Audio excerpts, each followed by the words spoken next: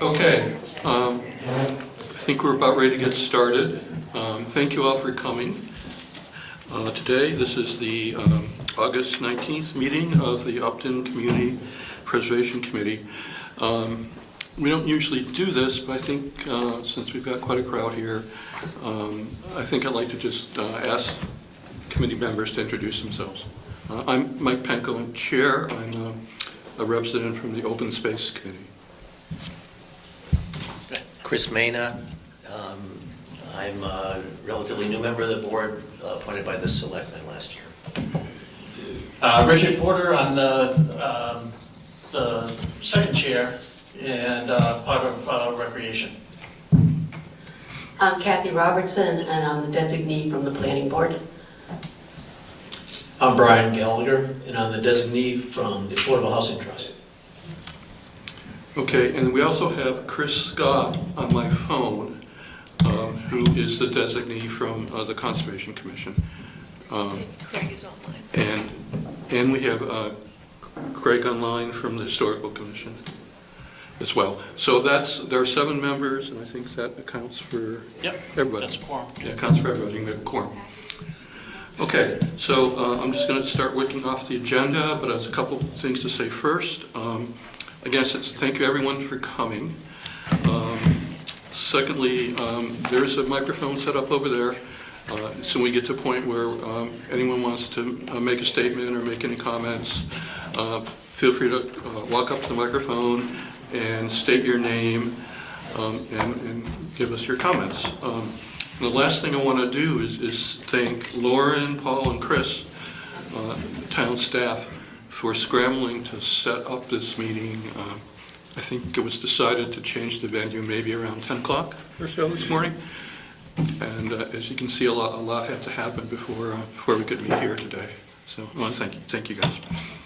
All right, so the first thing on the agenda is to approve previous minutes and approve expenses. Lauren.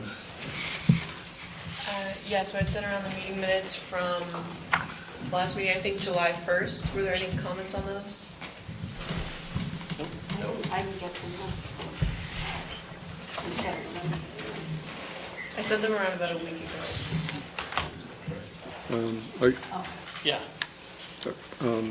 Does anyone need more time to review them? Does anyone need more time to review them? If not, if so, we could just pass over. We can just pass it over today, if you haven't had a chance. Yeah. Okay, so we'll pass over the approving the minutes from last month for now. Okay, and that brings us to our next topic, which is the Holy Angels recommendation to special town meeting. And there was a public hearing notice published. And Lauren, could you read that, please? Yes. Notice is hereby given in accordance with the Community Preservation Act that the Upton Community Preservation Committee will hold a public hearing on Wednesday, August 19th to consider the following request for funding from Community Preservation Act revenues. 7 o'clock, to see if the CPC will vote to recommend favorable special town meeting action regarding the repair of the roof, steeple, building envelope, and trusses of the Holy Angels Church, or take any action thereon or in relation thereto. Okay, thank you, Lauren. Okay, do we have anyone here or online to speak about this application, from specifically from the Historical Commission?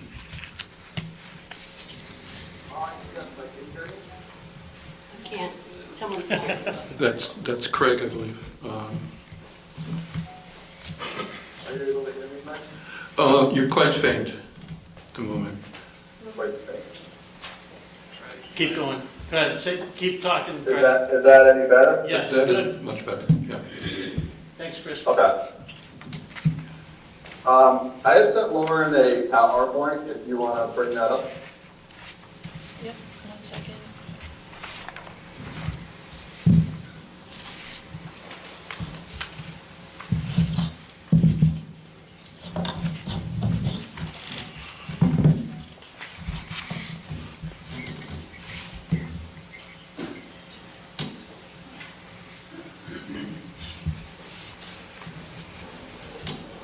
Sorry, 1 second.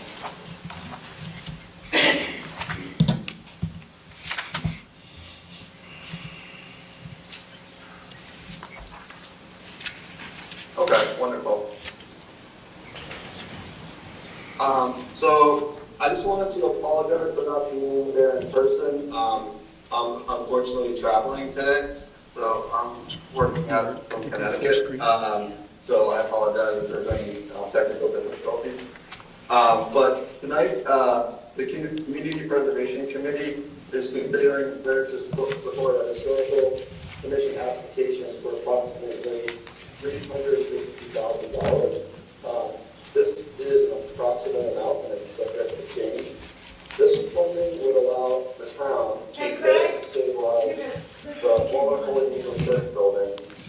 Just a moment. The roof, the steeple. Craig, could you hold off for a second, please? Are you having trouble hearing him? Is that the problem? Hey, Craig, can you hear us? Craig? Once this work is complete, it'll give the ability to paint the building. So once Maybe turn away from the- has already been approved on town hall floor, and it will not see any further increase in taxpayer dollars. It will be painted in historical colors, which were found through a paint chip analysis.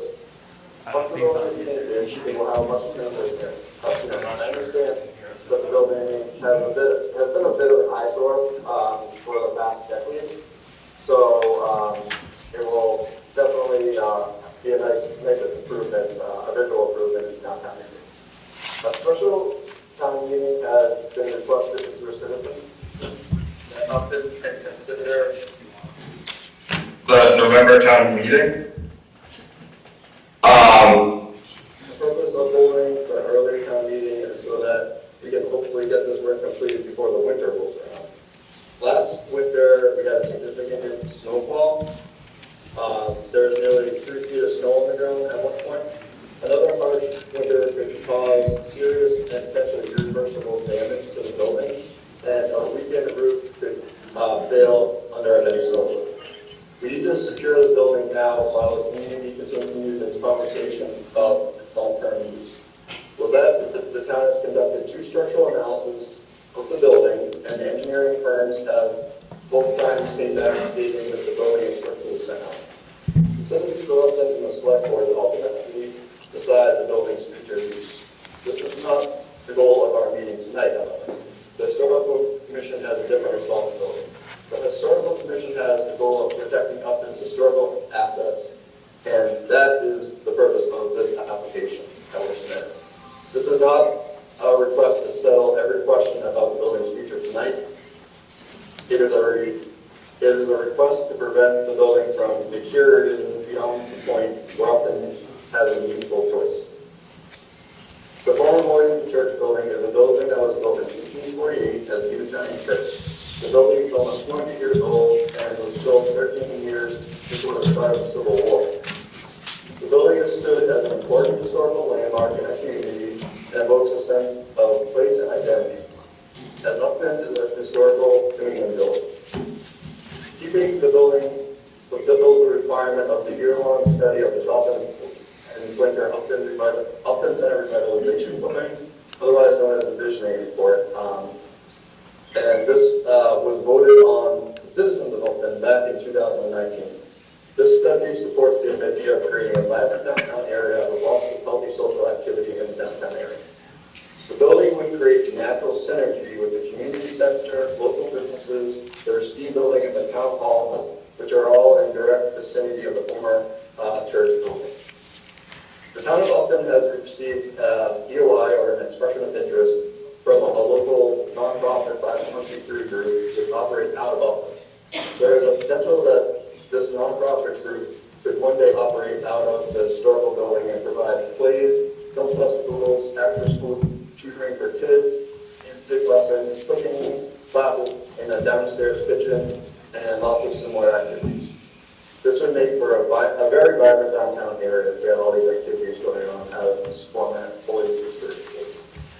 The building is currently situated in a flood zone, so if the building were taken down, the only likely thing that could be built in this place is a 40B due to the lack of rules around building projects. This will prevent the town from having much control over what the building looks like, and it could be a very aesthetically unpleasant building to look at in the center of our downtown area.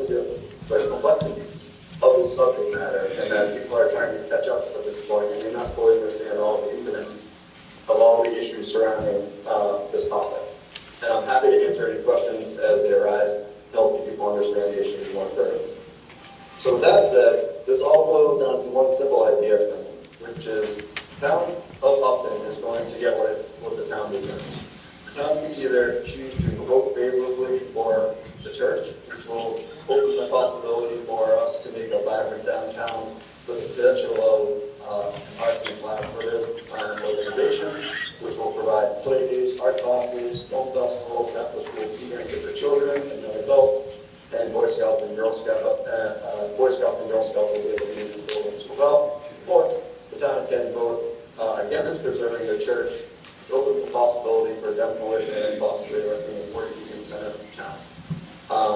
So the town needs to decide which path they would like to go down on September 3rd at 5 p.m. Thank you. I just want to make a correction. I just want to make a correction because this has come up before about the possibility of a 40B going on that site. This was also raised at the selectmen's meeting. This project has been, this building, let me go back, the town has solicited proposals for use of this building at least once, I think it was twice. And someone is saying 3 times. There was no interest, no one proposed on the building.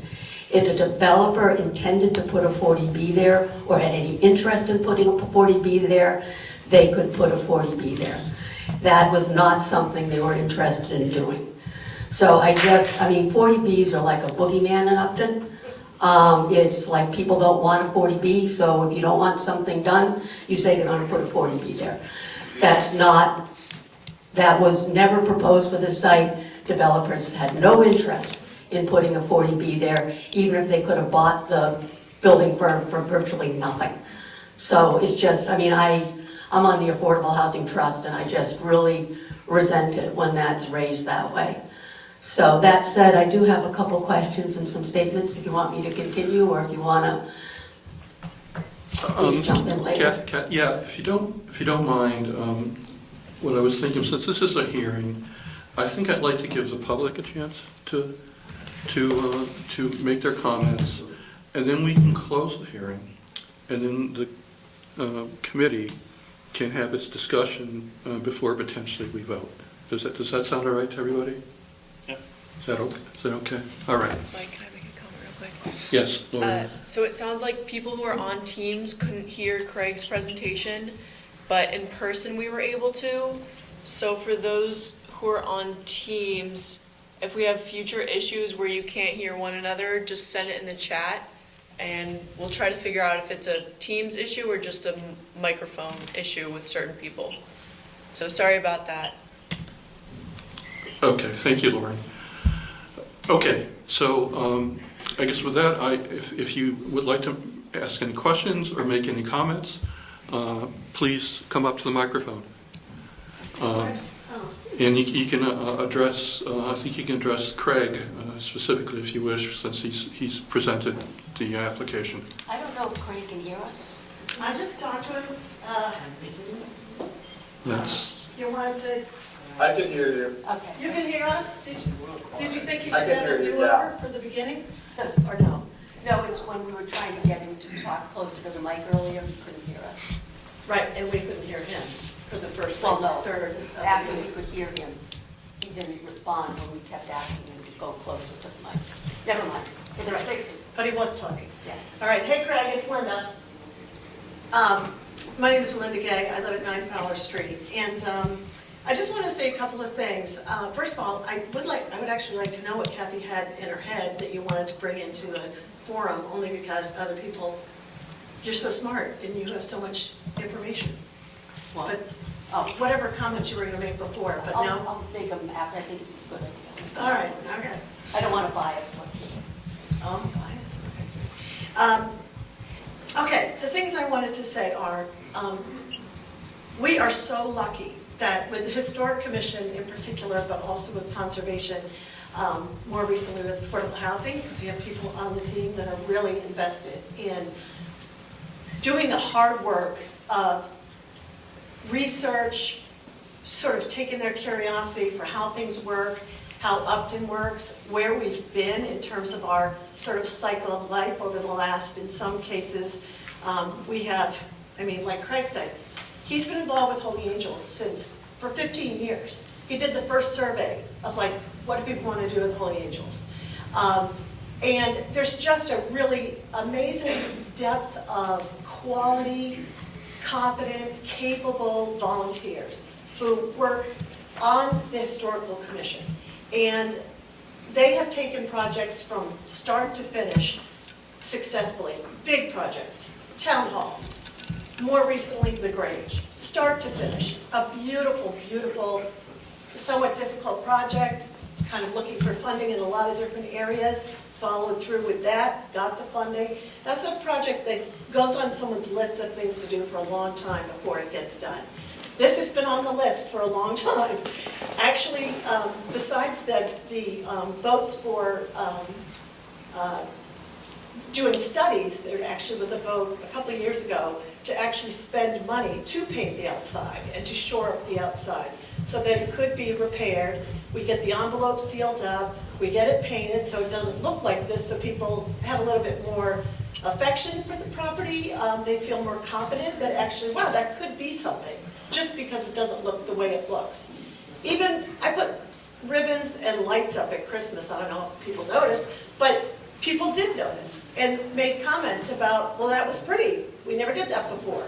And, you know, there's a lot that just can happen in terms of pride and community from having that building just simply spruced up. And that's kind of where we were a couple of years ago, when at town meeting, we voted yes to paint it and refurbish it. That didn't happen. There was a problem, well, we'll just leave it at that. Didn't happen. But, and I don't know where the money is, if it's sitting in an account somewhere to be used for this project. I think it's really important, besides the quality of the committee that would be shepherding this project through, conscientious, very focused on funding and that type of thing, but also that the project is for the exterior. The interior of the building is its own thing, but sort of I think of it like a big house. You don't necessarily walk into your front door of a house you bought that you know needs work and say, I got to do it all before I can move in. Every single thing has to be done before I can move in. That's not this building. It doesn't have to be done that way for it to be a very usable space. It's just a great building. You walk in, if you're, you know, if you look at it, you're like, oh wow, that's a stained roof. You know, the same way if there's a water stain up here, like, oh wow. But the roof's not caving in. There's some aspects that are pure beautification. There's some aspects that, well, there's not very much actually that's structural. Most of it is aesthetic. So, but it's not the kind of thing where somebody was going to go in there, a nonprofit or a for-profit, a church, any number of potential tenants, that they would feel like, oh my gosh, we have to do it all at once. And there's a lot of different ways to approach, you know, the renovation, separate from restoring it to its original historic church. There's a lot of different ways to kind of go at that. Funding for the interior, if it's a nonprofit and it's oriented around any sort of arts and cultural orientation, there's significant funding through the Mass Cultural Council. They've sort of been waiting for us to come to their front door and apply for their facilities improvement grant. It's $200,000. This is really important. This project, this CPC project, if you go to the Mass Cultural Council, you have to match the amount of money you're asking for. You have to have that in the queue, so that if they grant you an award, they already know that you have money dedicated to the project, okay? You can apply for up to $200,000 in order to get this money from Mass Cultural Council. This project would meet the criteria for the $200,000 match. We would not, which a lot of people in town don't realize this, who have thought about fundraising for a project like this before, we would not have to go out and individually fundraise, you know, dollar for dollar from the community. This money can be applied directly to the Buildings and Facilities grant that the MCC awards every year. It's really exciting to actually have that information. I just spoke to the director of the grant the other day just to confirm. Are you sure? We're having this meeting. I just want to be able to tell people, because the value added for getting the interior of the building, you know, some of that work done, all that work done, depending on someone's vision of what they want that space to look like, is significant. Okay? So I just want to throw that out there. Is everybody still with me, or do you want me to sit down? Can I ask you a question? Is a grant for the interior only, or is it a one-time grant for $200,000? Well, if you got the $200,000 grant, then you would be done with this project. That would be the maximum that It's a they would. one-time grant, okay. Well, if you maxed out, if you got all the 200,000. But let's say, So let's see, have they applied for it for this project now? no, because you have to have in order for a nonprofit to come in and do that, okay? The nonprofit has to either own the building, or in the case of the municipality, they have to have a relationship with the municipality that So you need a says, nonprofit first to go with it. well, it wouldn't have to, yes, it would have to be a nonprofit of some design, but it doesn't have to be, it could be, I lost my train of thought. But yes, they have to have a relationship with the community. The town could say, we're gonna withhold 1% ownership, control of the building, and you guys have the rest of the control and the responsibility to raise the money to do that. But you have to have some relationship with whoever owns the building. So, and that could be a 30-year lease or a 100-year lease, whatever. But some relationship. Are there any other questions at this point? I just wanted to make a couple other points, which are, So, Linda? yeah, So, just to quickly highlight that though, right? I know you've gone to the inside, but I don't think the inside is actually what tonight's meeting's about, exactly, right? right. The whole thing right now is about the structural, outside structural and sealing the envelope of the building, Yes. and that's it. Yeah, I'm going to step Okay. away. I'm going to step away. No, I didn't No, I didn't want the agree. lines to be blurred. No, I don't That's- either. that's- I don't either. That's why I mentioned that. What this does in terms of leveraging funding is significant, but also I did want to make the point that we did vote in town meeting a Yep. few years ago about the 100,000. It was basically between 60 and 100, and then whatever, the language about whatever else it costs. So, and that was not done. Linda, the MCC grants can be applied towards the exterior of the building?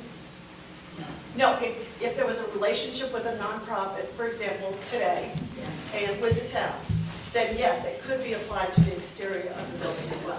Yes, yes. Whatever creates an arts and cultural type circumstance there, it can be applied to. Yep, yes. Linda, could you, I hear about Roots, Art 40, and some other nonprofit group. Yes. And to me, though, I don't understand, is this an idea, or this is this nonprofit, whether it's 140 or some Yep. other? Because to me, I'd like to know that there's a pretty close to defined purpose for this building, and that we are saving it for something, or are we saving it for something that we don't know yet? No, we're not in a position, because the town has not been in a position or has not felt ready to make a commitment to an organization to say, you know what, let's give this a go. Let's get this organization, let's lease the space to them, and let's let them take it, as get started and finish the project, right? Had we done that, then we, a nonprofit could have been fundraising for the exterior and the interior. The leadership that the Historical Commission is coming forward with now, this leadership, this work, and then the town supporting, developing a relationship with someone who is then going to basically leverage what's happening on the outside to create something on the inside.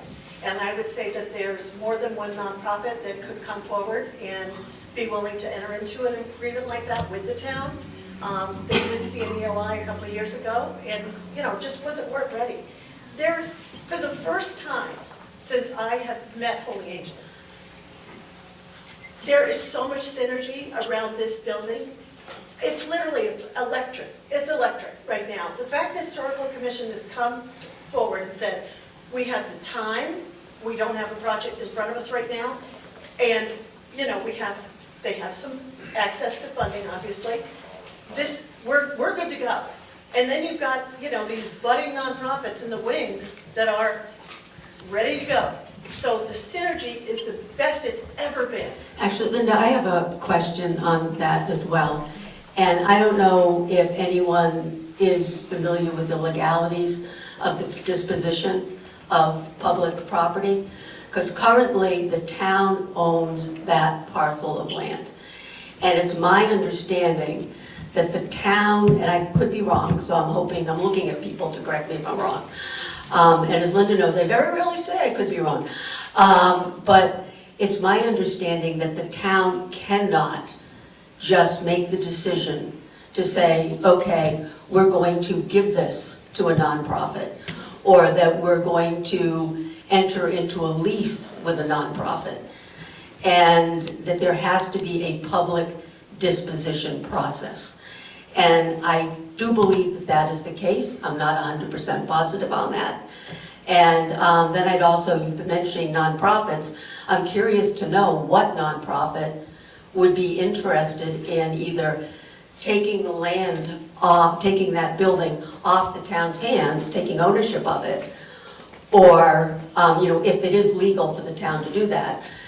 And if so, if they have the funding or can raise the funding to raise the, millions of dollars that are needed to do the restoration. Because what we're talking about here tonight is doing exterior work. We're not talking about interior work. And this is all, we're talking tonight about emergency repairs. We're not talking about rebuilding the building. We're not talking about renovating the building. And as far as I know, we have a vision, but there's no plans for use. Like there's been talk of theater, there's been talk of galleries, there's been talk of, but there's no plan. So I guess my first question is, can the town just say take it? If we did say just take it, who's interested in just taking it?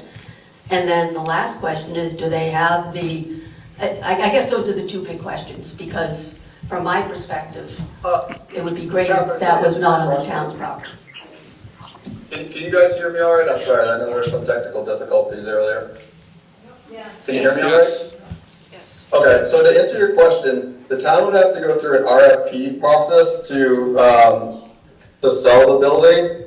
So there's a warrant article from back in 2019, and they would have to abide by an RFP process, which is kind of like a controlled conveyance of the building, so we can kind of control who will receive the building. So it's just not like selling it to any person, because we want to kind of control what happens in our downtown area, because it's a very important source of civic activity down there. So we want to make sure that whoever ends up owning the building is appropriate fit for our town. So it has to go through an RFP process. So that kind of allows us to control whoever ends up purchasing the building.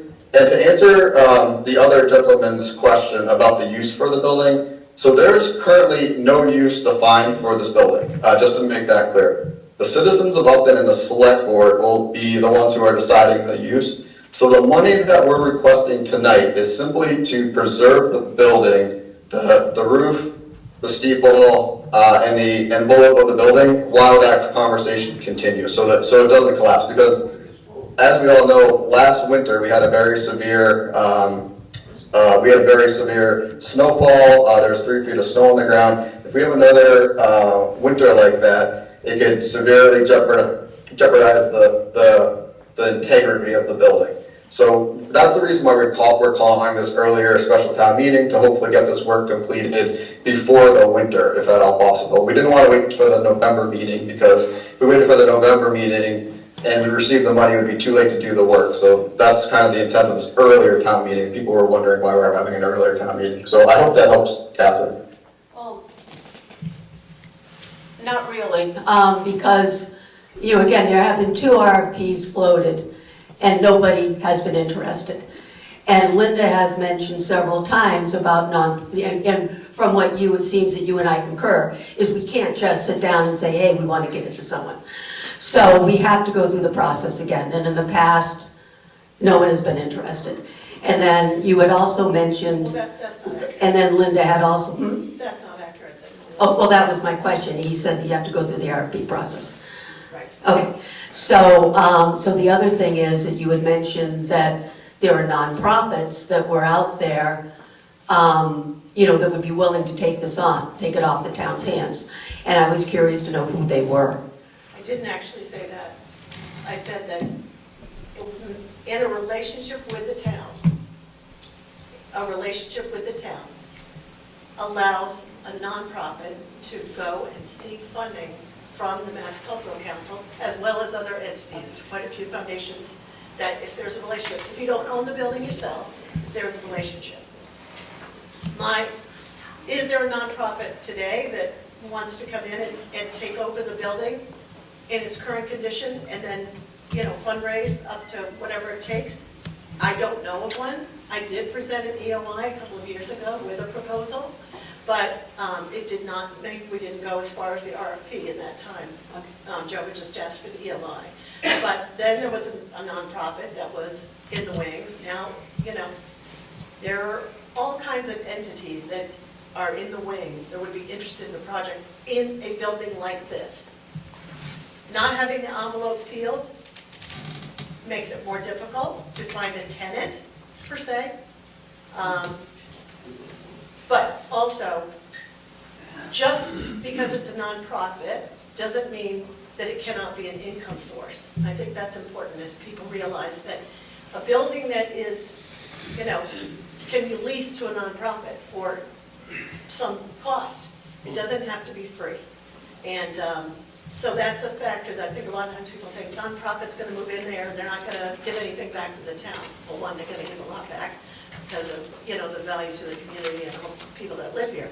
But I think secondarily, people should know that it can be, is it going to be income producing to cover every electric bill in the middle of the winter? I don't know, but a lot of churches like this actually don't have heat. They just manage their business so that they're not particularly active during the really cold months of the year.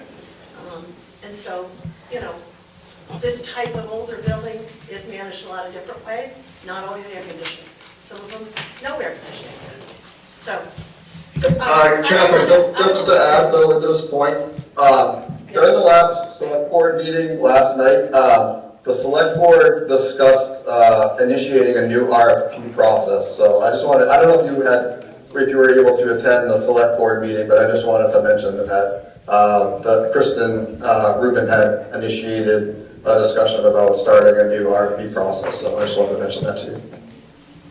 Okay, thank you, Greg, and thank you, Linda. We have another person who wants to make a comment. Could you state your name, please, and your address? Dan Lazarus, 10 Farrar Road, active on the Capital Committee and other things in town. I am a proponent of Holy Angels getting redeveloped in an adaptive reuse of a former church. We already have one in this community called Spadewood Galleries over in West Upton. That's actually an art gallery. So we actually have an example of one that can be done. There's plenty in this Commonwealth. Unfortunately, the public process is really not the place to do a project for the long-term haul. As the town being a landlord of this building many years going forward, I think it needs to get put into a private-public partnership where the town has to have a different RFP process than it had before, which that was completely missing from it. And I think the other part that was missing from it was the historic commission component of it. I've been doing some research for my background, for others in the audience, in the fire department also as the assistant chief, but I'm not here speaking in that role, but in my professional day job, I am a fire protection engineer that does building and fire code consulting, and I have had the privilege in my 35 years of doing a lot of historic preservation projects on some small communities, including a church in Nantucket, and then also in much bigger projects. My wind-up to this is a couple reasons. The church clearly is on the MACRS database for the state, for the State Historic Preservation Office. So we're going to run into the demolition delay. We're going to run into that process. And every time we've gotten here in a public conversation, we don't even talk about it. What's that look like? If we wanted as a community to take the building down, how much does it cost? How long does it take? What does it look like? So I'm not in favor of that, because I think if you're taking the building down, the Historic Commission from the state, the preservation officer may make it a very nice park that could easily cost this community $1 million to construct on about 7,500 square feet of parcel of land. So I think we're not having the full conversation. We're stuck on people's opinion on tearing it down or not tearing it down, which I think is crazy. And I'm kind of talking about conversations that are going on with folks. but I think that part needs to talk about. I think that if we can't successfully figure out, as Catherine had talking about, the town is the owner. We're the property owner. We have responsibility just like a building owner, a private owner would to make keep it safe, make it safe. If we're going to take it down, how is it going to get reused within our zoning regulations and land? Some of these answers need to kind of get a little more baked going forward. I actually I've looked at quickly the information that's being asked for, which is a little less than $300,000 to do essentially building envelope support work, which, like I said, though it's an estimate, but at the end of the day, that's not that much money for commercial buildings as somebody who works in the building industry. Just not. I think the part that's interesting is if we're not going to consider keeping as a community, I look at the CPC because it's your job, because you guys are protecting our CPC dollars, of which it's supposed to go towards recreation, historic preservation, and affordable housing. We are rock stars at doing open space preservation and land stewardship work.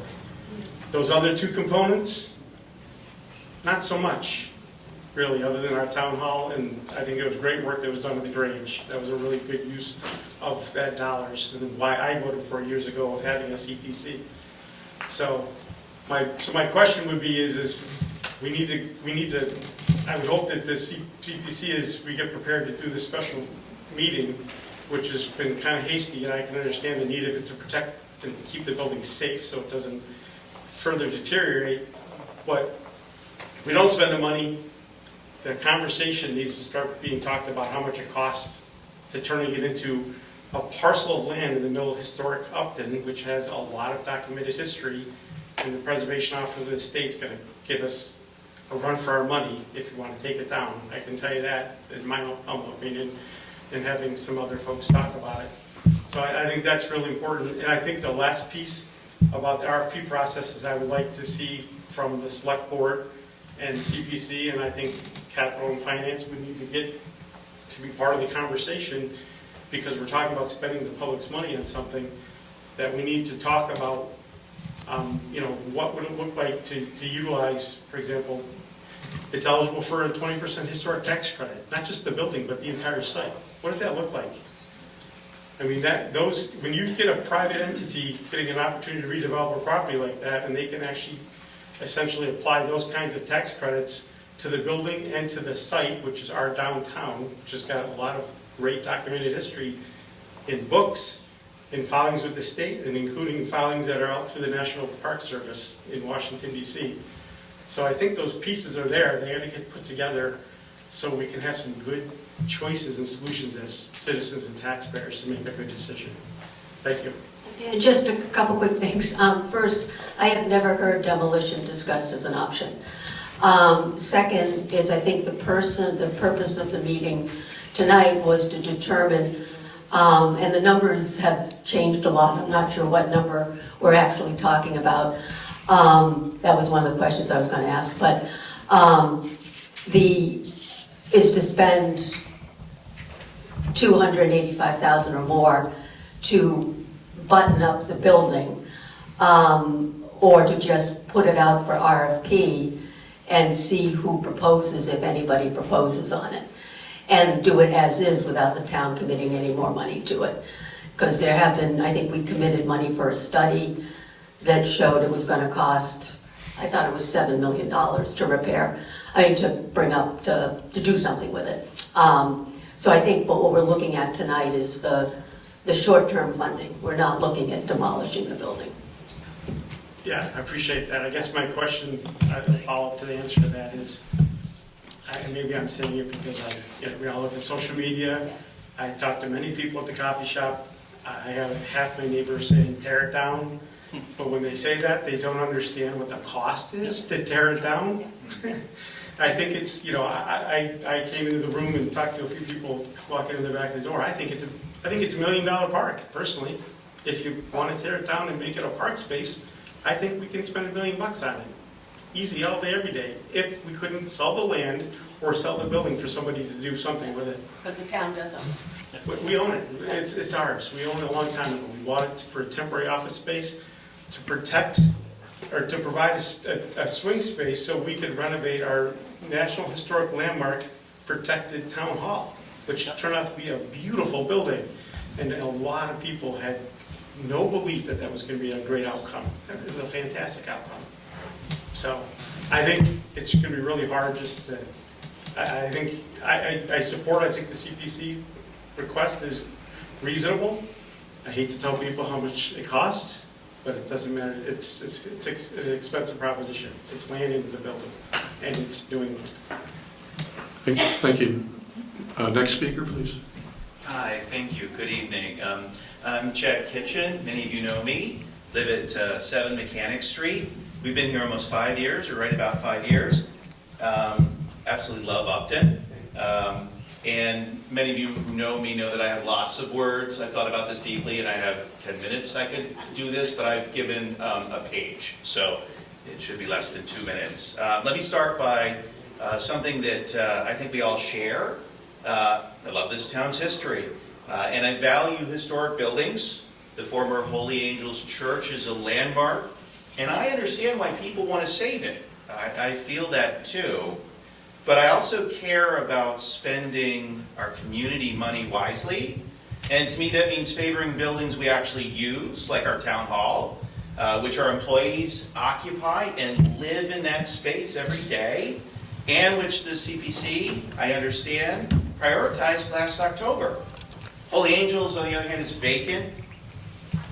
And by the town's own engineering report, it cannot lawfully be used for a public gathering without far more work. Billions of dollars.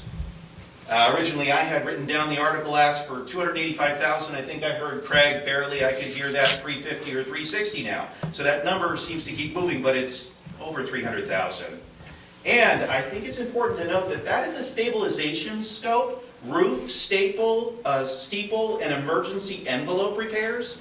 That doesn't produce a usable building. The town's own August 2025 engineering assessment prices full rehab, just to make sort of a white box, at upwards of close to $2 million. So it's like 1.861. I'm sure that figure has gone up since then, as off-due construction costs. And that excludes design permits and fees. Moreover, the floor can't carry an assembly load. There's likely asbestos and lead. There's no heat, plumbing, ADA access, or fire safety. And a roof doesn't change any of that.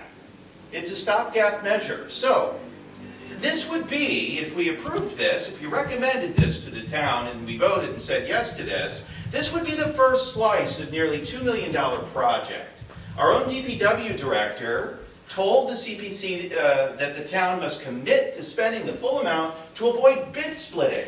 I don't think I've heard anyone mention bid splitting today. I am not an expert in bid splitting. I'm a patent attorney and scientist, right? I try to help develop new medicines for us that can help us and help the lives of people, right? So I don't know about bid splitting, but I listened to all of the meetings, and we were advised to avoid bid splitting. So a roof-only vote is exactly that first piece.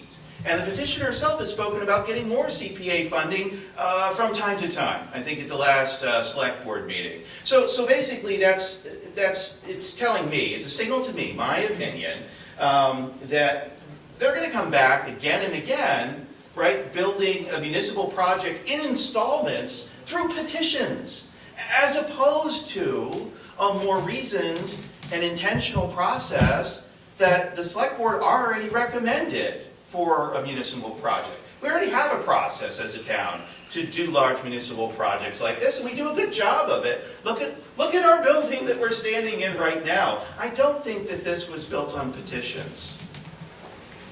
So we have an established capital process. And that's why our select board declined this project for that reason, and I believe they were right, but the petitioners, I get their sense of urgency. I'd love to put a tarp on it, but people told me, no, Chad, you can't put a tarp on it to stop the water from getting in.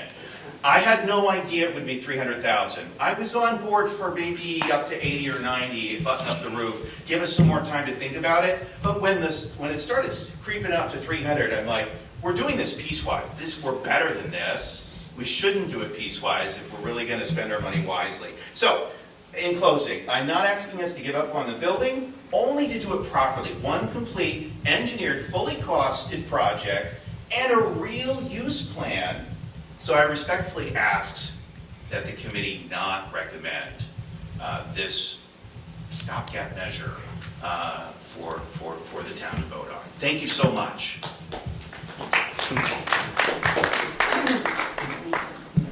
Hi there, I'm Kathy Taylor. I live at 14 Plain.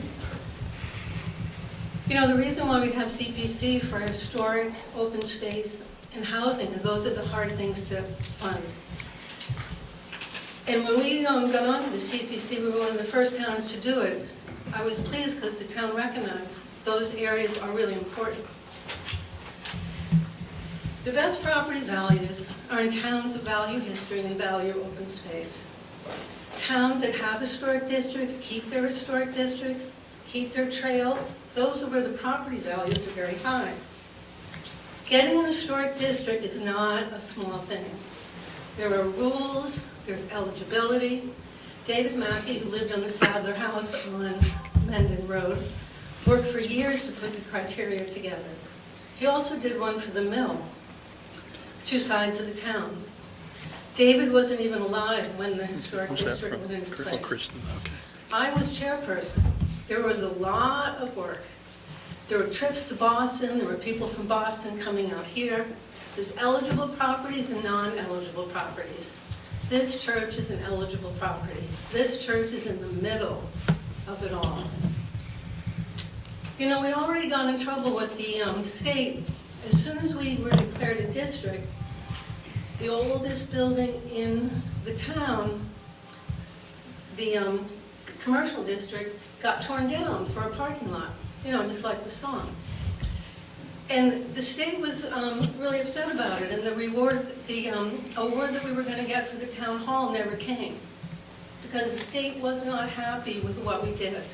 When you declare an historic district, all the volunteer hours put into that, and when properties are eligible, and then on a drop of a hat in a month, you tear down the oldest building, that's not what the historic district's looking for.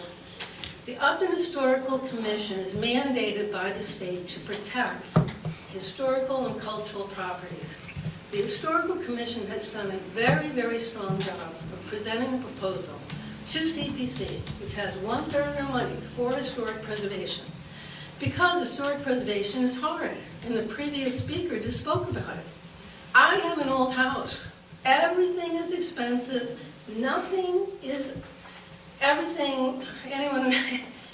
That's what old properties are about. I keep spending money on this house because I like old houses. I mostly bring people to the woods, to this cultural, the cave, etc. But when I bring people down Main Street, I get so many comments. These are people from out of town. This town is intact. When you go down Main Street, you know, between the mill and here, we have mostly old buildings. That's what makes it eligible for an historic district. It's a big district. Most towns don't have it that big. Let's see what else went on.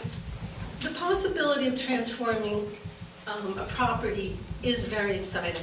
I've been to many towns and cities where old churches are everywhere. And a lot of towns and cities are transforming them. They're painting the insides white. They become function places. There's weddings. I've been to a couple of functions lately where they were old churches, old cathedrals. It's not just Upton that has an empty church. Everybody has empty churches because nobody goes to church anymore. Not as many people go to churches back then. I answer. I'm very excited about the possibility of transforming this. It's true we've had no offers so far, but I have heard a very strong groundswelling of an interest for an art center. As an artist, I am interested in this. I've been amazed at the committee, the people that they find in our town that are musicians, that they're improv people, all the arts, and that they've done so much. The possibility of using this building is exciting. But I'm here tonight to really talk about And a historic district is a big deal. We should have two, we just have one. It's a village. There's a lot of eligible buildings. This church is kind of in the middle of it. And spending money that's earmarked for historical, that is recommended by our hardworking historical commission, should be a slam dunk for yes. Thank you. Next person, please. Great. Hi, my name is Marie Kitchen. I live at 7 Mechanic Street, like that other guy. I wrote my thing out here. To the chairman, co-chairs, with all due respect, right up front, I asked for a no vote to this proposal of Holy Angels roof repair request because, in my opinion, this is not a fiscally responsible use of the CPA funds, but please hear me out. Before I step down from this, it must be said that I know very well how much an art center means to a certain nonprofit. We all know it's 140 Arts. They are a good group.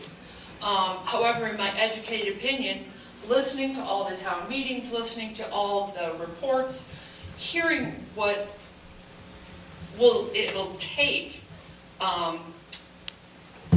to rehab this building, it's my educated opinion, the building will never pass final inspection for the intended public use as an art center or anything.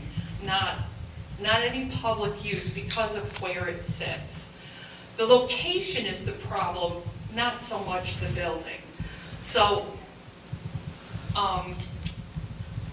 the community preservation is the right committee to assist with, as well as the historical commission. And what I'm asking is, can we put our brains together and our talents together and come up with a better solution? The one that I came up with is kind of in between what one group says and the other group says the opposite. For centuries up and down the East Coast, historic buildings have been moved from their site to a more suitable one. We have a lot of land here that possibly can we come up with a better plan to move that church, because as it sits there, it'll never be open for public use because of the considerations or the, when it was built, it had a wholly different purpose. This is why I read off my sheet. Even centuries ago, they were horse-driven, some of these buildings off a site and moved to a more appropriate site. So I respectfully urge looking at this issue from a different angle. We've got two different sides. I think there's other sides. Spend time and money on moving that building to a suitable space. It's a beautiful historical building. I agree with that 100%, but nobody's ever going to be able to use it. So I vote no to spend money as it sits.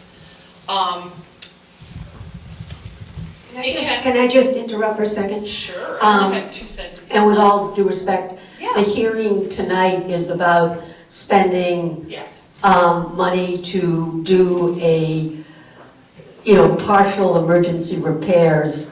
So Yes. what you're talking about and other, possible options can be reviewed and looked at. So we're not talking about the long-term use and things like that. So I just wanted to raise that. Well, I just think there's other opportunities to explore than putting money into a roof. That's a lot of money, and there's no use for it. We'll never be able to use it there. So if it does collapse or there's another leak, it makes demolition a little bit easier, if I may. But yeah, please don't spend the CPA funds on a very expensive roof patch is what I'm saying. Can we put this motion on pause and take a moment to explore better options? So that's it. All right, thank you. Next speaker, please. Hi, Lori Woden. I just want to say one thing too. After Lori, Ellen Arnold is online, and she is the next speaker. So I just want to let you know that. So, she's according to Lauren, Ellen signed up after Lori. So Okay. thank you. I just want to mention all the votes that the citizens of Upton have taken in favor of the church. They voted to buy the church, they voted to, and this was only in 2017. And so in 2019, they did a structural study and found it to be solid and very capable of being repaired and opened and used. And then we did the downtown revisioning committee that many people were on in this room, and that began by being 100 people, whittled down to 40, representative of the whole community, and they did all kinds of studies. And what they said was they want something in this downtown area that's a vibrant concern, that has a New England feel, and that retains the old buildings in our center. I can't think of anything more vibrant than an arts collaborative. Now, there was an expression of interest when the last RFP came out. I'm not sure why we're not talking about it. I know the group had tried to make overtures to the Board of Selectmen, and we're waiting to hear back. So I don't know what's happening with that. But if there's a new RFP process, I'm sure they can apply for that. As you know, that group has been doing programming for the last couple of years very successfully. So there's that. So that was the third vote that happened. Then they voted, then the steeple fell in, and the select board gave money to repair that, which was great. And then the stained glass windows were repaired and improved. Money was voted to paint the church, and it was stopped because it was lead a little bit on the bell tower and a little bit on the column, so it was stopped. And then there was another structural study done just last year, and again found to be structurally sound. They also did one when they wanted the library to go in there, because I was a trustee for a long time. So there's been 3. So that building is, one thing we know is the building is solid. There's been a lot online that it isn't, but I mean, we've had all these studies, and I think we ought to trust the people that we've hired to give us that information. So I think that's really important to honor what the townspeople have voted. We're having a town meeting on September 3rd that's been made at 5 o'clock, which frankly almost everybody in town can't get to if they work or if they have small children. So that's a little bit of a problem. But I want to just honor the voters. Then we had 300 people sign a petition, and they want to talk about this too. So there's a lot of people who support this, and even though there may be some people in this room and some loud voices online of people who are against it, I think it's important to remember what might be a silent majority of people who really want to save it. So those 300 signatures were collected in 8 days, and I think it's important to think of that too. So there's the people, there's the community, that's what they've told us that they want to do, and I think as representatives of that, I hope that we listen to that, and I hope we want to pay attention. I also want to tell you a story that I didn't know that I just heard recently. William Knowlton, who as you know was the man who had the hat factory, great benefactor and employer in this town, and he built that church when he first came in 1848. Then he moved down to West Upton, where the hat factory was, and he built the other church there, which is Spadewood Gallery now, which we know is the world-famous art gallery, which is amazing, that's in our town. And he thought, what am I going to do with that church? And he thought all about his workers who were from Milford, or they were from Upton, but they were walking all the way to Milford every Sunday to go to church because they were Catholic. And he said, I'm going to give that to them so they don't have to go all that way, and that church is going to become the Catholic Church. So that church, to me, it's beautiful. I look at Knowlton Racine, which we were ready to tear down a few years ago, and now it's got a coat of paint and it looks gorgeous. I know it could be that way again, but it's also part of who we are as a community, and I think we should remember that it's not only the building, it's part of our people history of who we are. So I'm hoping that we remember that, and I'm hoping that we think about that as well. I don't see a park there being very effective if there's going to be a rotary, so I don't think it's a place I'm going to want to sit if there's going to be cars whizzing by. So I don't think that's a very viable solution. I think it's something we should think about as well. But it's a beautiful space, it's a beautiful building, and with a coat of paint, if we could seal the envelope and get a coat of paint on it, I think you'd all see that.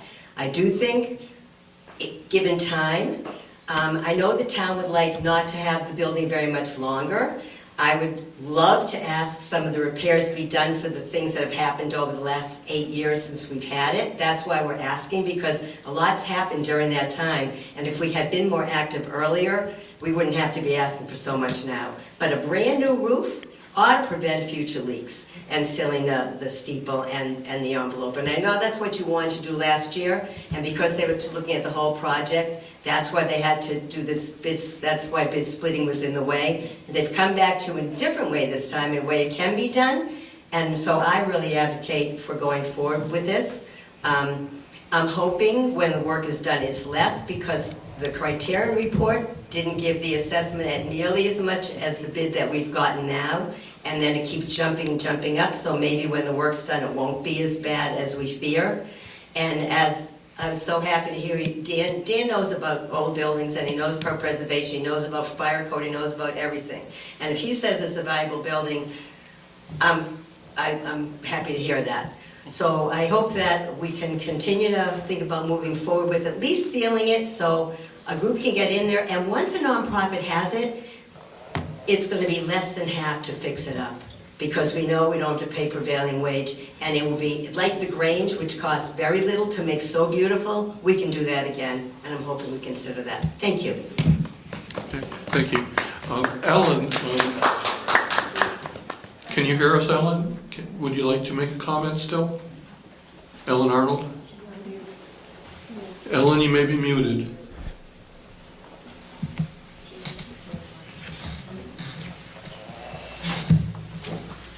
Anyone here?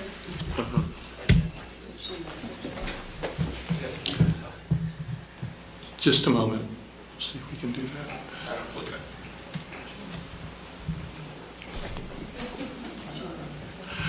Okay, Lynn, why don't you come ahead, and Ellen, we'll try to get you next after the next speaker, okay? If you can hear us. Lynn? Hi, Lynn Haggerty, resident, taxpayer, town of Upton. Thanks for letting me speak. I really appreciate all the work that community preservation does and historic does. We've done a lot of things that really improve our town, and I appreciate all of that. But looking at this, looking at the church and this proposal to sort of button it up, and I don't see that it's a real estimate. I haven't seen the processes to bring forward that we have an actual estimate to do this. So it doesn't, and it seems like there's other projects that are in the loop. Do we have the funds to do something? If we do this, does it take away from funding to other projects? And I bring that up because if this drains all the funds from the account, and then we can't go forward with other buildings that are usable, it's going to be a long time before this building is usable. So I just want to bring that to your attention. And the last thing I want to bring to everybody's attention is I want to stay on topic as much as possible, is that this just about the repair and that, but as far as the building being useful, I talked to, and parking, that's come up quite a bit, and I know most of you know of me as an advocate for accessibility. I talked to MassDOT and I have an email from them. There will be no parking in front of the building. And I know we don't own any parking to the rear of the building. So I just want to clarify that, and I can send the commission and the town manager what I got from MassDOT today, because I did reach out to them. I just think that we shouldn't take all the money we have in the historic preservation market just for this. You know, the Racine building is sitting there. We've got out a Mass Office of Disabilities grant for the bathrooms. We've done twice. We may not get it. And that's a building that we utilize. All our history is in that building. What a shame it would be if we don't have the funds to help with that. So just a consideration, and I thank you for letting me speak. Thank you. Thank you, Ann. I just want to say a couple things. I've been trying not to make too many comments, but just so people know, the current balance in the undesignated fund, the community preservation accounts in Upton, is around $2.2 million. The historic preservation account right now is $388,000, so we may be voting tonight to use much of that on this project.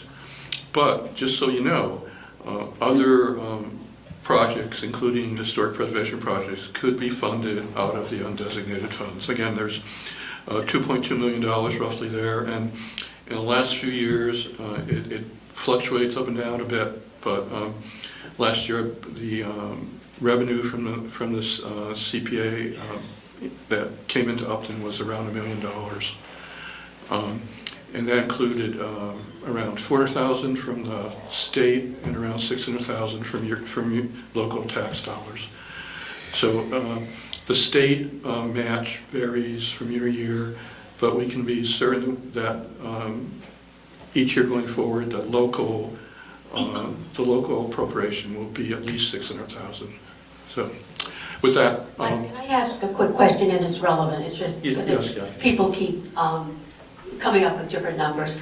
I have heard 3 numbers for what it's going to take to button up. Can you tell us what I can tell you what the current number is, and I also believe DW is Dennis Westgate. I think he's on the line there, but what the proposal I have from Dennis is $362,000, and that includes $285,000, which we've heard that number before, for the actual construction cost estimate, and then the remainder is for engineering, creating bid documents, and a contingency. So you go from 285 to 362, and that difference is, again, the engineering, bid documents, and contingency. And that's the number, if CPC is going to be making a recommendation tonight, that very well could be the number that we would recommend, 362. So with that, Dennis, would you like to? Ellen is also on mute. Oh. Dennis, are you on by chance? Good evening. Can you hear me? Yes, we can. Thank you. Go ahead, Dennis. So thank you, Mr. Chairman. So I've been listening to some of the dialogue tonight, and I can tell that there's some confusion and some maybe lack of credibility in the pricing because it has changed. But I want to refresh everybody's memory where the 285 came from. So we originally started off with the criterion report estimate. And when we started talking more seriously, I should say the board started talking more seriously about this, I was asked about a month and a half, 2 months ago, to refresh that number. If I could I suggested I could have an engineering firm take a look at it. Of course, it was going to be at no cost to the town, so they were going to use the criterion report only to take a hard look at the numbers and see if anything has changed or if anything was missed. And the 285,012 is what they came up with for an estimated construction of just the roof.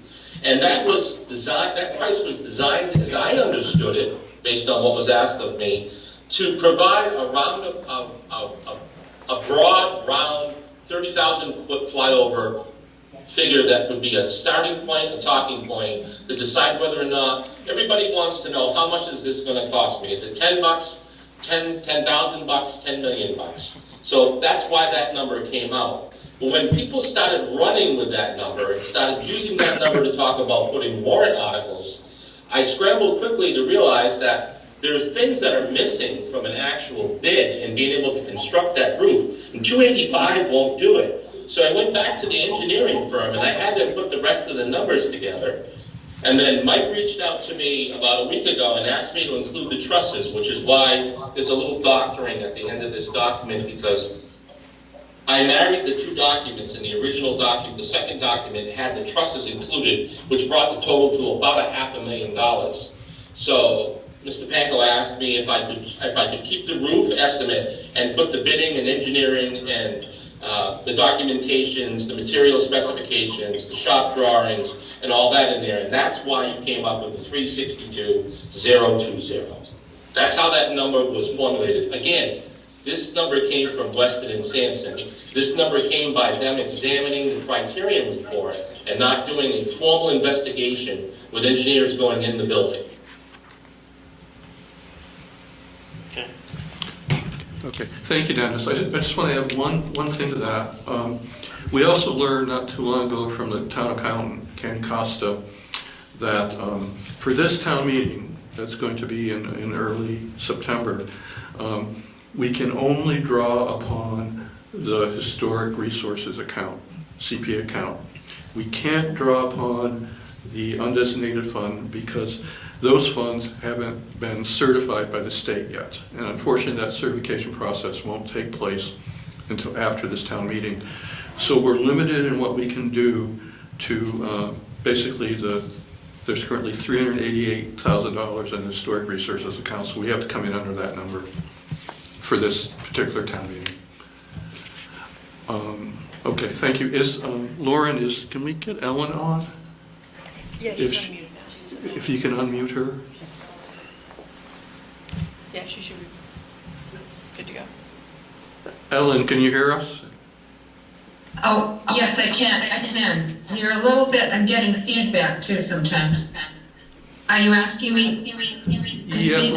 we're getting an echo. I'm wondering if anyone else online could mute themselves. That potentially is a source of an echo. Ellen, do you want to try again? I can, okay. Well, I just wanted to say- Ellen, we've got a really severe echo there. I know, but one is muted. It looks like you may be on twice, Ellen, so just a sec.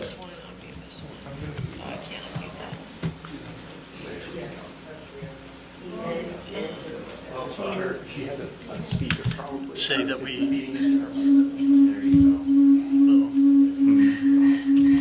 I don't know how to. Ellen, could I make a suggestion that you log off and sign back in? Make sure that you're completely logged off, and then we'll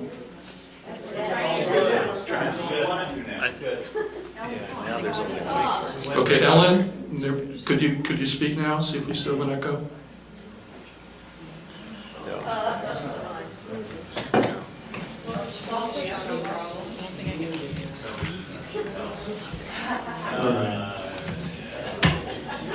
Okay, Ellen, I'm sorry. I think at this point I suggest you completely log off and try to come back on, if you can hear me. Okay. Yeah, I don't think she realizes that she's not part of this meeting, because that's what. All right. She's like one with the camera and motion. Okay, next speaker, please. Okay, thank you. I'm Cheryl. Hello? Ellen, could you speak again, please? Hello? Okay, I think there's no echo, so go for it, Ellen. Am I okay now? You're okay, go for it. Okay, thank you. I just wanted to say that several years ago, I was on the Downtown Study Committee, and we had surveys, we had input from other people in the town, and we held 2 or 3 listening sessions at the town hall. One of them was an all-day Saturday with several different areas that we could discuss, and it was pretty much consensus, and even with the surveys, we found strong interest in preserving Holy Angels. And I will say that the money, I believe, today is to preserve the exterior, so that, we can't go any further with the decay from outside. I do feel that it's important to spend this money to be able to preserve the town common, which many people admire the New England Town Common, and Upton is lucky to have what we have today. I think of the 2 churches, both built in 1848, as bookends on the common, and I try to picture it without one of them, and it's not a pretty picture. I would hope that the selectmen and the town would make the decision to go forward to preserve the envelope of the building, and the selectmen at one point had discussed selling the building so that it could be bring in a tax money. But, and I do think that is an option. I would ask that if they do that they put a preservation restriction on. And I do believe that when you spend CPC funds, out of the Historic Preservation Fund, that does automatically, and I might be wrong, but when I was on the CPC, that would automatically put a preservation restriction. So I might be wrong. Somebody can correct me on that. The other thing to consider is, yes, this is requesting money from the preservation account, historic preservation account, but at one time you were able to use general funds also for any one of the purposes that are left, and I'm not sure how much of the general fund is available. That would be another consideration. But I do ask CPC to recommend this to town meeting and then give the voters a chance to make the decision. Thank you. Thank you, Ellen. Next, please.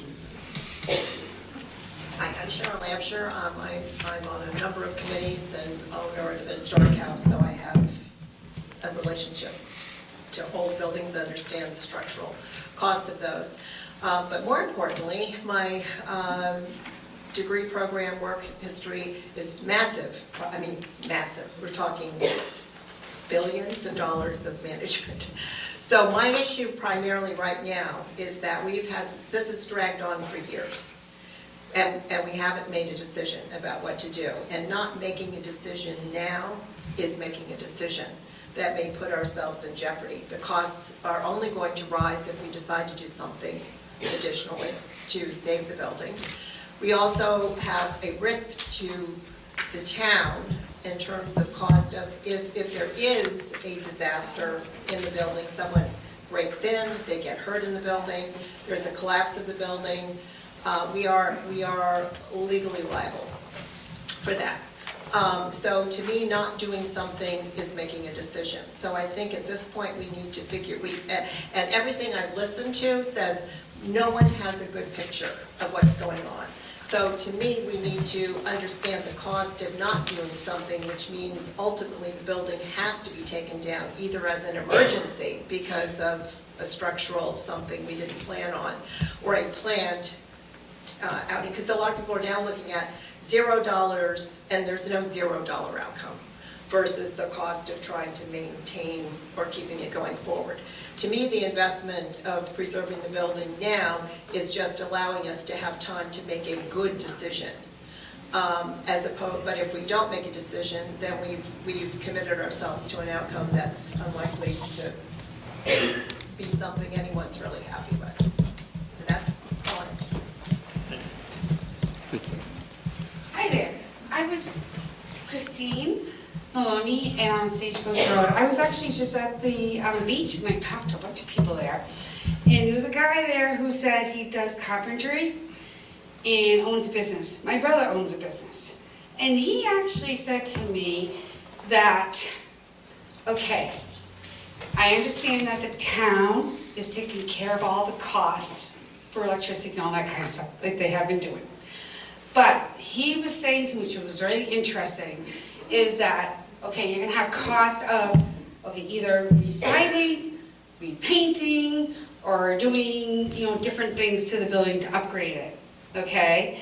So, him and I said, even my brother who's a carpenter, okay, my question is, would those extra costs be added to our taxes?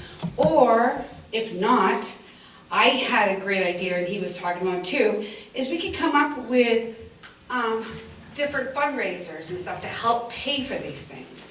And then also, there could be a lot of carpenters in town, or even like my brother and other people, who would be willing to help do these additional advances, to help with the building costs, to help do them for free.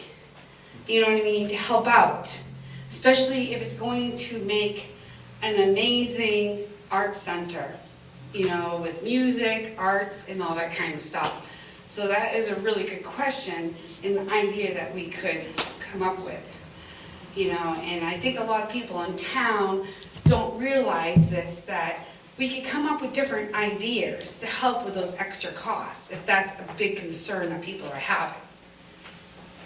So I just thought I'd bring that up to you. So my brother is Kevin Allen's Carpentry. It's a huge business over, and But I was talking to this gentleman, I wish I got his name, but he was just amazing, and he said to me, you know, there's people who do carpentry, you know, will help build, you know, help to do these things if you need that kind of help. You know, people are willing to do that. Or if there is an additional cost, we could help to do some fundraisers to help do that, you know, to help pay for that stuff additionally. So I thought that was a cool idea. So, Thank you. take care. Thank you. Okay, are there any other comments? I'm just going to ask, Linda Gay, 9 Fowler Street. So this is very confusing for me. Now, why don't we tell that woman that because it's a municipality, it has to be union employees who take care of the property? Prevailing wage, sorry. Well, not exactly my area of expertise, but certainly volunteer time can be spent on town properties. Do that all the time with open space, building trails and boardwalks and things like that. Right. And there's really no issue with the town accepting volunteer time. Well, any project I've looked at and communicated with, for example, DPW, it's always been a prevailing wage, which is what Well, that's can often if you're triple paying someone, but if you can accept in-kind donations. There's donations, do that basically. now. Yeah. Right. Yeah. Right, but certain work, I don't think certain work, I mean, we can't even get the electric Well, cord we're on top of the old steam. there's a lot of things down the road that would have to be worked out Okay. concerning fundraising, volunteerism. Okay, so it's limited. Okay, I just want to make this comment. I think it's egregious disregard for the importance of this building and this issue for the DPW to be having conversations with the people at the Historic Commission in terms of costs that are being based on information from a study, which was paid for, that was deemed, you know, a critical next step to understand the cost related to this, and then inviting the DPW to come in and just take another look and update the information, make sure it's more accurate, not less accurate, and definitely not more confusing. So I just think it's egregious that at this stage, the Historic Commission is depending on outside their purview people that are going to tell them what things could cost so that they can come and make a proposal, informed proposal that is an uninformed source. And I think it's I just think it's pretty unbelievable that we're here and we're looking at prices and the prices don't mirror, you know, what the expectation is of what things are going to cost. It's a gross disconnect. And the oversight is with our team that's supposed to be, you know, supporting the effort, whether or not they think it's a good idea or not. The job is, what's it going to cost? So that when we come to this meeting, we know what we're asking for. So I think it's very disappointing, and I think it's really sets it, you know, just really, it seems like the tone. Huh? This is a citizen's petition. This has nothing to do with, Dennis did was out of the kindness of his heart. So for you to degrade him right now is insulting. No, it is. Yeah. Okay, let's Yeah, that's excuse exactly what he me. did. Well, let's not Anyway, okay. not have discussions between attendees. Do you have any answer what I said about that? That Citizen's he, petition. Well, I think I should try to answer your volunteerism issue. and also the cost of like, you know, signing this and doing that. 'Cause Actually, Okay, Mike, let's can have. interrupt? We're talking about the price, we're not talking about stuff down the line, we're talking about, because we have some other stuff to listen to tonight. Okay, yeah. And this has been this is a conversation for another day. We have a very discreet ask. Do we recommend X amount to do this? That's what we're looking at tonight, and the conversations have kind of gotten a little bit off course, but that's hard what we're looking at tonight. They have, but just to respond to you, Yeah. there certainly would be other sources of funding, eventually grants, volunteer support, donations, all sorts of things like that. Hope that answers your question. Next, please. How about parking? I'm Park- just asking a question. Good evening. Just 1 second. Parking, that's a good question, but I would say that there is an awful lot of parking in town center. There's not much associated with this church itself, the building itself, but there's a fair amount of parking in other areas in the town center that could be utilized through some agreements. But again, that's a down the road type issue. Okay, thank you. Kristen raised her hand. Hey, good evening. Steve Metallian, 161 South Street. Just wanted to quickly comment on it. I really don't think that the town, looking back the 10 years ago, the town really never intended on holding on to this property long term.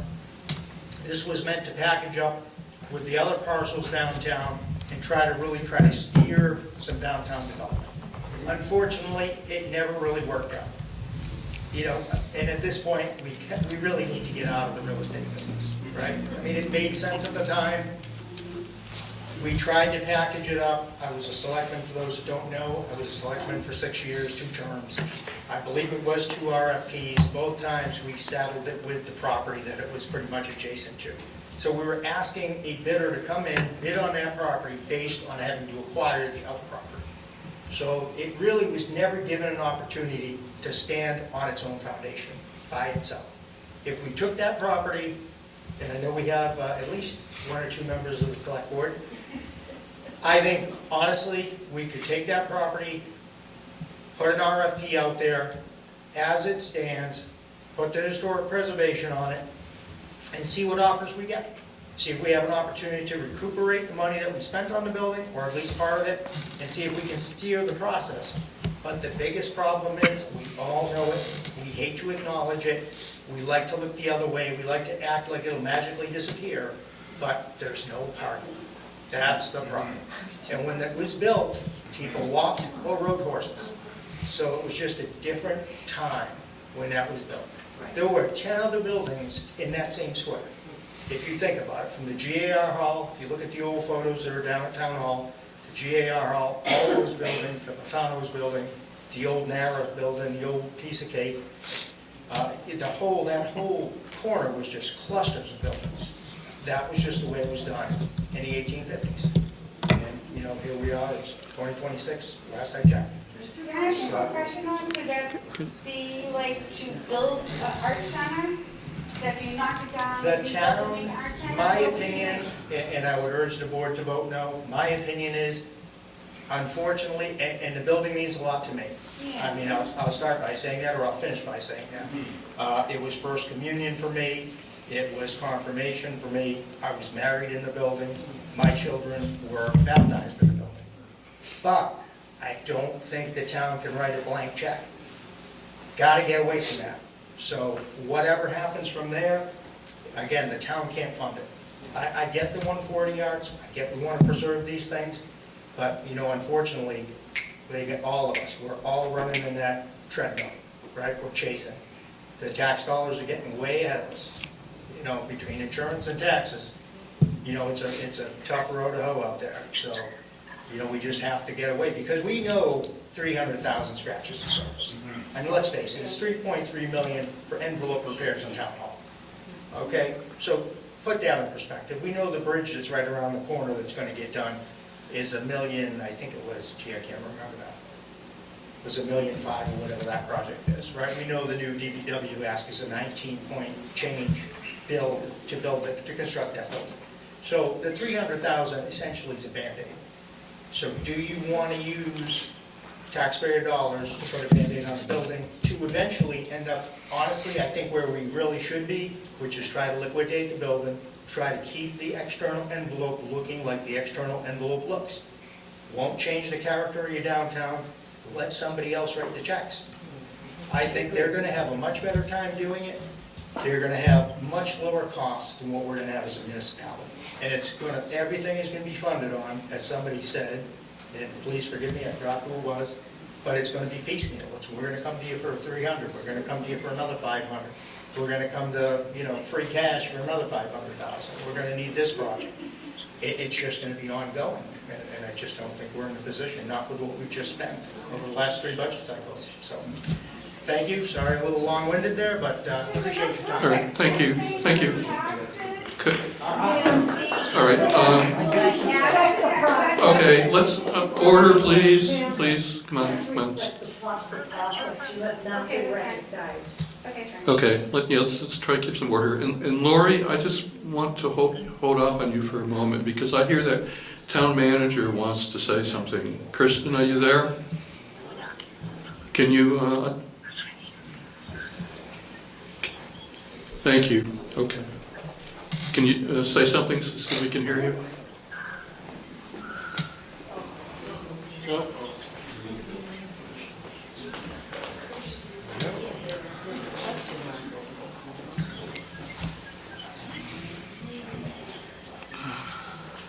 So far, we can't hear you if you're speaking.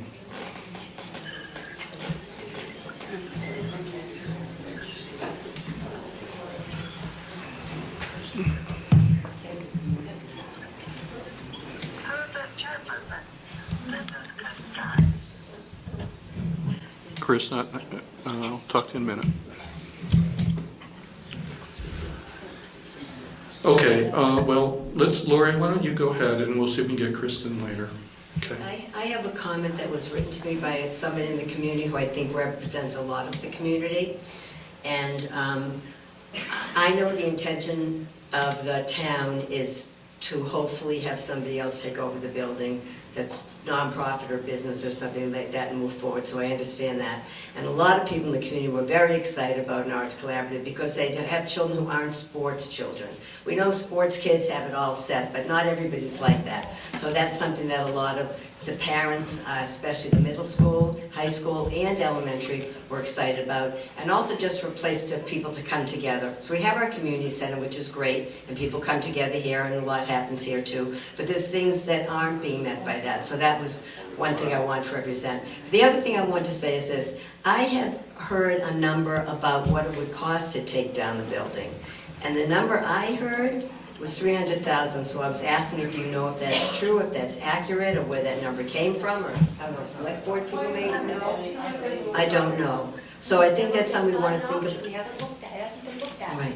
Right now, they're talking about an RFP, and I think I agree with what Steve said just now, in terms of put that out there, see if somebody comes forward. We never did it separately, and maybe that's the thing to do with historic preservation. But what I like about this proposal that's here today is that since all these people voted to save the building and all these things and voted to paint it, a lot of bad things have happened to the building. If you look at the structural report from 2019 and 2025, it's a whole different thing. And so if we could just do this one thing to get it in reasonable shape, I think somebody might come along and be interested, which they weren't before. So I would urge you, if you could, to vote yes. I think this is a great beginning, and I hope that we can at least do this to make it safe and stop the leaking and stop the bleeding, because the siding's getting damaged because of leaks of the roof. So once the roof's fixed, I think we'll be okay. Thank you. All right, thank you. Steve Rackerton, 21 Whitney Lane. At the last select board meeting, the selectmen discussed another option to an RFP, which is an auction. And the town attorney weighed in and said we could definitely do an auction, which is a lot less cumbersome and time-consuming than an RFP. The successful bidder, whoever that may be, would then own the building and be responsible for doing whatever they want to it, freeing the town from any liability in future whatever.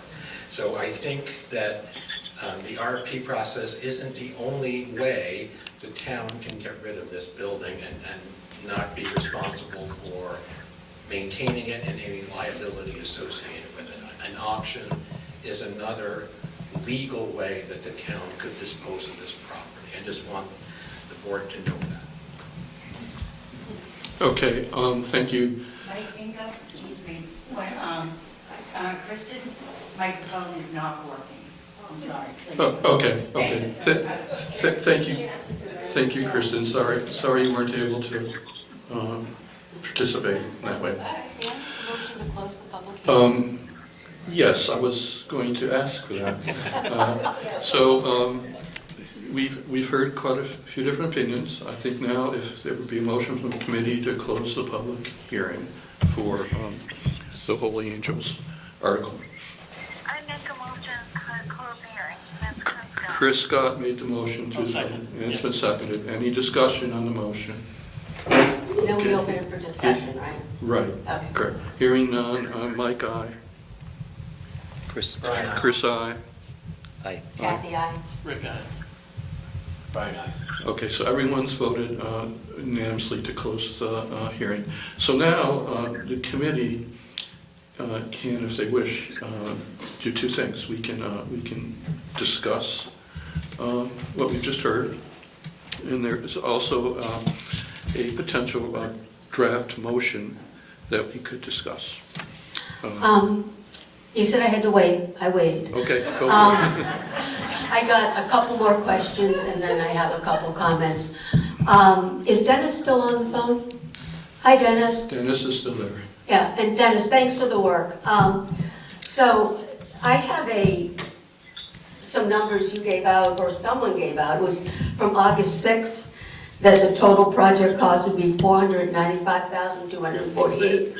And I think that included, I was trying to figure out what was missing. The truss repairs, I think, were the one change from the 362. Kathy, I can confirm that. What's missing is the construction of a truss work, and we couldn't include that because of the certification problem. We're limited to 388. So the trusses we're not doing? Correct. We're not doing the trusses, okay.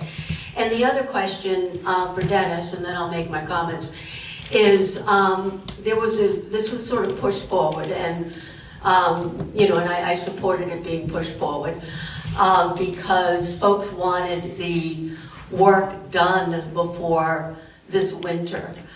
And then I have heard that because that it's unlikely that we will be able to do all the design work and get the work done before the snowy season. So I guess my question is, will we be able to get the building buttoned up before winter? And that question is for Dennis. Through the chair. Who's going to oversee my question is, who's going to oversee the project? I have a $1.6 million bridge that's about to come out of the ground, $3.2 million town hall project, which we're trying to get out to bid in the next 4 or 5 weeks. I have a $17 million DPW facility that we're about to put out to bid probably sometime before Thanksgiving. And we have a $5.2 million water and wastewater project going up 140. I couldn't devote the kind of time it would be to rush this through and make this a priority. Just being candid. Okay, so if you're looking at taking some of the money and hiring a project manager to assist you through it, I still don't think you have enough time before snow flies. And when we talked about this last time with the select board, it was July. And I was talking about it like it was going to start like then and get moving. And we're coming up on September. Okay. I mean, chances are by the time you get it engineered and bid out and award the bid after doing a background check and a notice to proceed and a contract signing, I pushed snow at Halloween. Okay. So by your best, in your opinion, this, even if we did go outside of, add to your workload, which seems pretty significant, then that this would not be done in time to protect the building through the winter. So we'd be looking at a spring start. It's a difficult question to answer because if you get a winter like we got last year, there's no way. If we get a winter like we had, almost 4 years in a row where winters seem to forget about New England for a while, it's possible, but not probable. Okay. Okay. Thank you, Dennis. It's a very difficult thing for me to say, and I'm learning quickly that the more I say, the more I get myself in trouble by trying to assist. So, Okay. I really don't. I seriously doubt it. Okay. Okay. Okay. Oversee this work? I hear someone talking in the background. That's correct. Okay. Hi, Craig. Craig, did you have a comment? Well, actually, we closed the public Well, hearing. Craig is on the committee, so On our committee? Oh, Yeah. okay, oh, okay. he represents the historical commission. Yeah, I'm a member of the CPC. Can you guys hear me all right? I'm sorry, I keep having technical difficulties. Yes, at least I can hear you. Okay. Keep going. Dennis, I was wondering, can the historical commission oversee this work? I would, any commission can oversee, like, for example, the historical commission is overseeing work that's going to be cemetery headstone repairs through the hard work of Ed Phillips to bring all that forward. That's going to, it still has to be, the contract has to be executed by the town manager. She's still the chief procurement officer. But the day-to-day oversight of it, I'm going to defer to the town manager. Can you hear me? Yeah. Okay, I'm on my phone as a last ditch effort here, so sorry about that.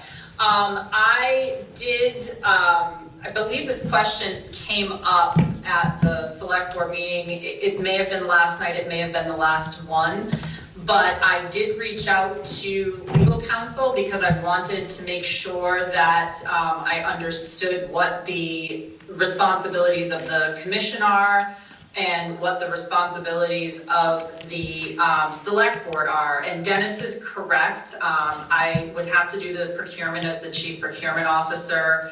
And the select board currently has care, custody, and control of that building. And they are the only ones that can authorize decisions regarding alterations on the property. So the commission, because they have that control, the select board or through the select board to me would have to execute contracts with vendors. So that is the challenge you're going to be up against in terms of project management. And I can't lie, I've not been here that long, but Dennis is modest. He's completely overloaded. And there is at some point something that's going to have to give. So I highly recommend you add funding for a project manager with perhaps the remaining balance that you have in that historic reserve.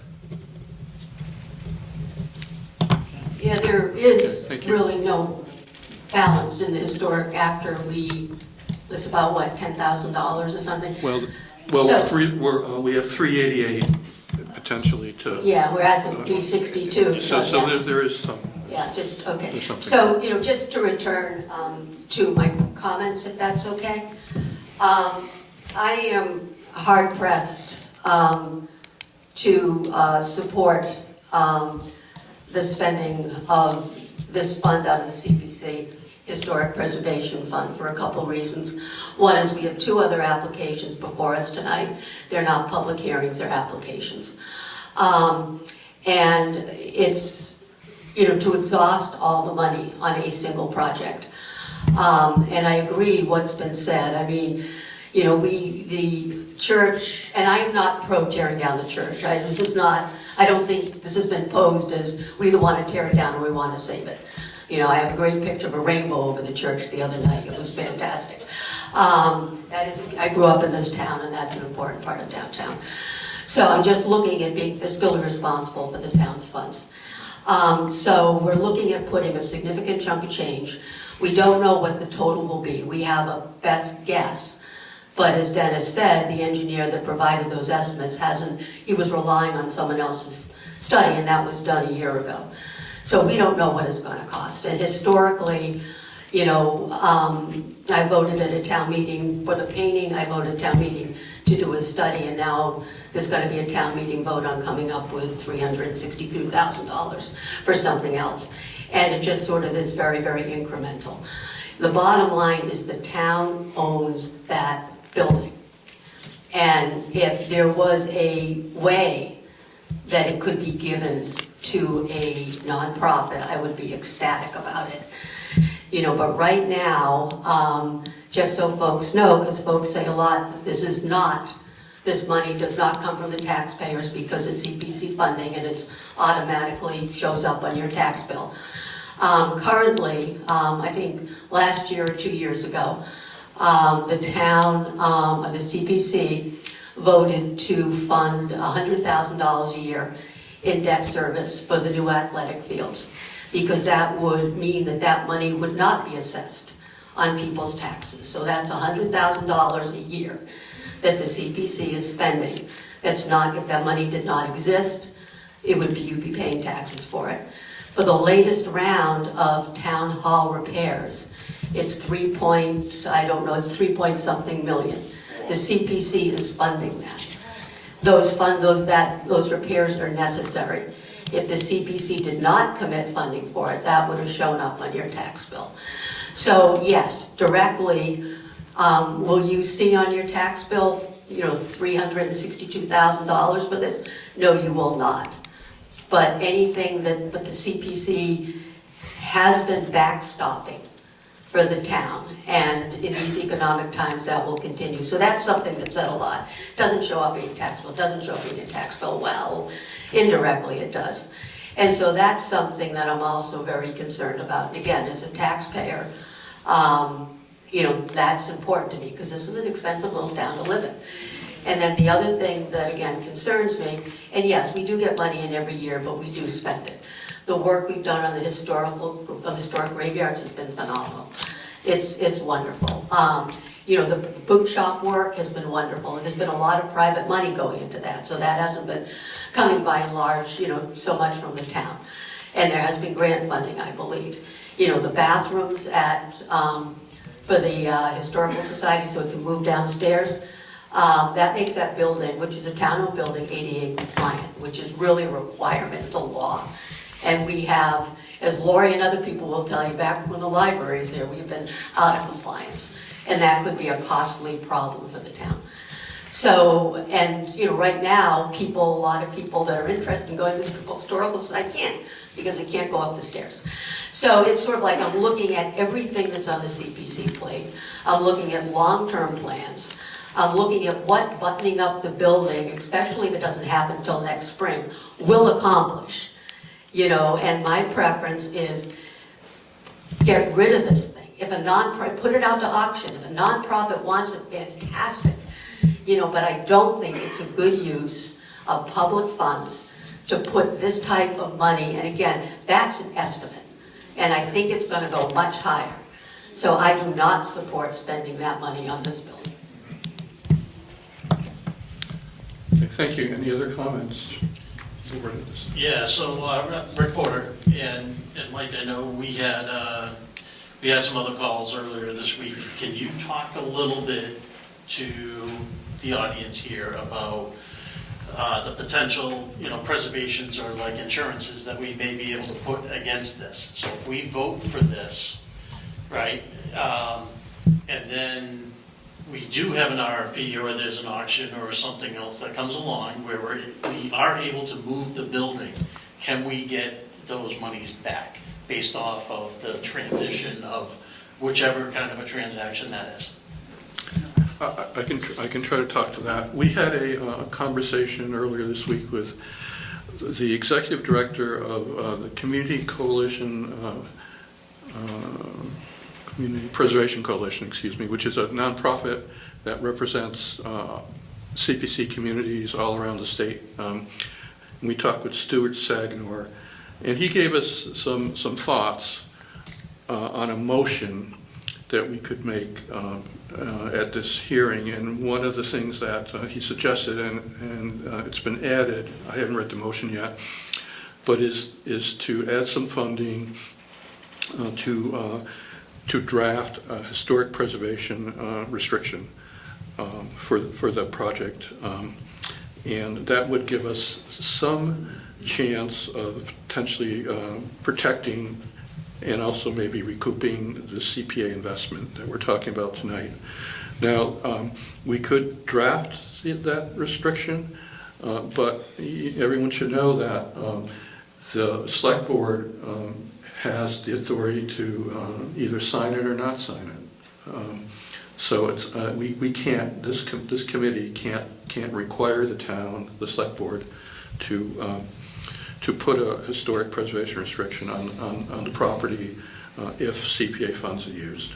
Can I just ask for a quick clarification? Yes. If you put that restriction on the property, that limits what a private developer could do with it, correct? It would, to some extent, sure. It would, most likely, the restriction would protect the external appearance of the building, not the internal uses. For example, you know, the town hall was renovated. You know, the main concern was the external appearance. You know, the internal aspects of town hall, much of them are much different now. So if someone wanted to tear down a section and build an extension, they could not do it? I can't say for sure. It would depend on what the restriction actually said, but I would guess the front facade of the church would be kind of sacred, and you know, potentially something in back could be modified. But again, that restriction would have to be drafted and reviewed by you know, the town and the state. You know, it's a process that would have to be gone through. But ultimately, the select board would be responsible for actually signing or not signing that restriction, whether or not CPA funds were used. So, any other comments, Brian? Yes.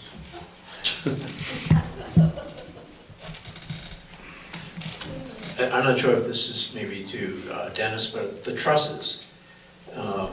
We've heard about concern about the winter, and we're concerned that we won't be able to get the work done by this winter. We're rushing, and I agree with Kathy, is that we're rushing and we might not know the full cost, but the trusses were originally put in that, I'm not trying to add more money to this project, but if we, somewhere along the line of the conversation, someone had mentioned that concern that the roof may collapse, and that's why we have to do this work early. But now because of the budget, of the amount of money that we have available in historical resources account, we took the trusses out, and I understand that.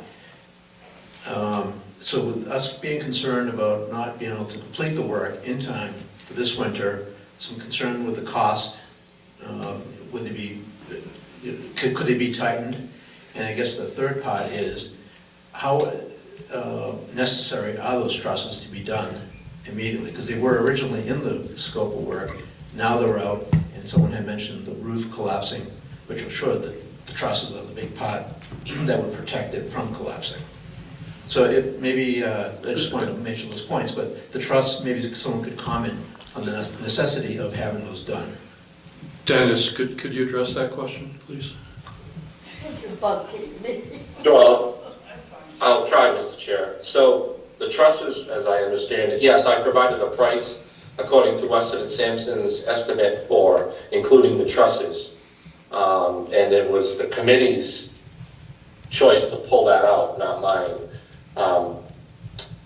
The reason for the trusses is because the roof does not meet today's snow load codes.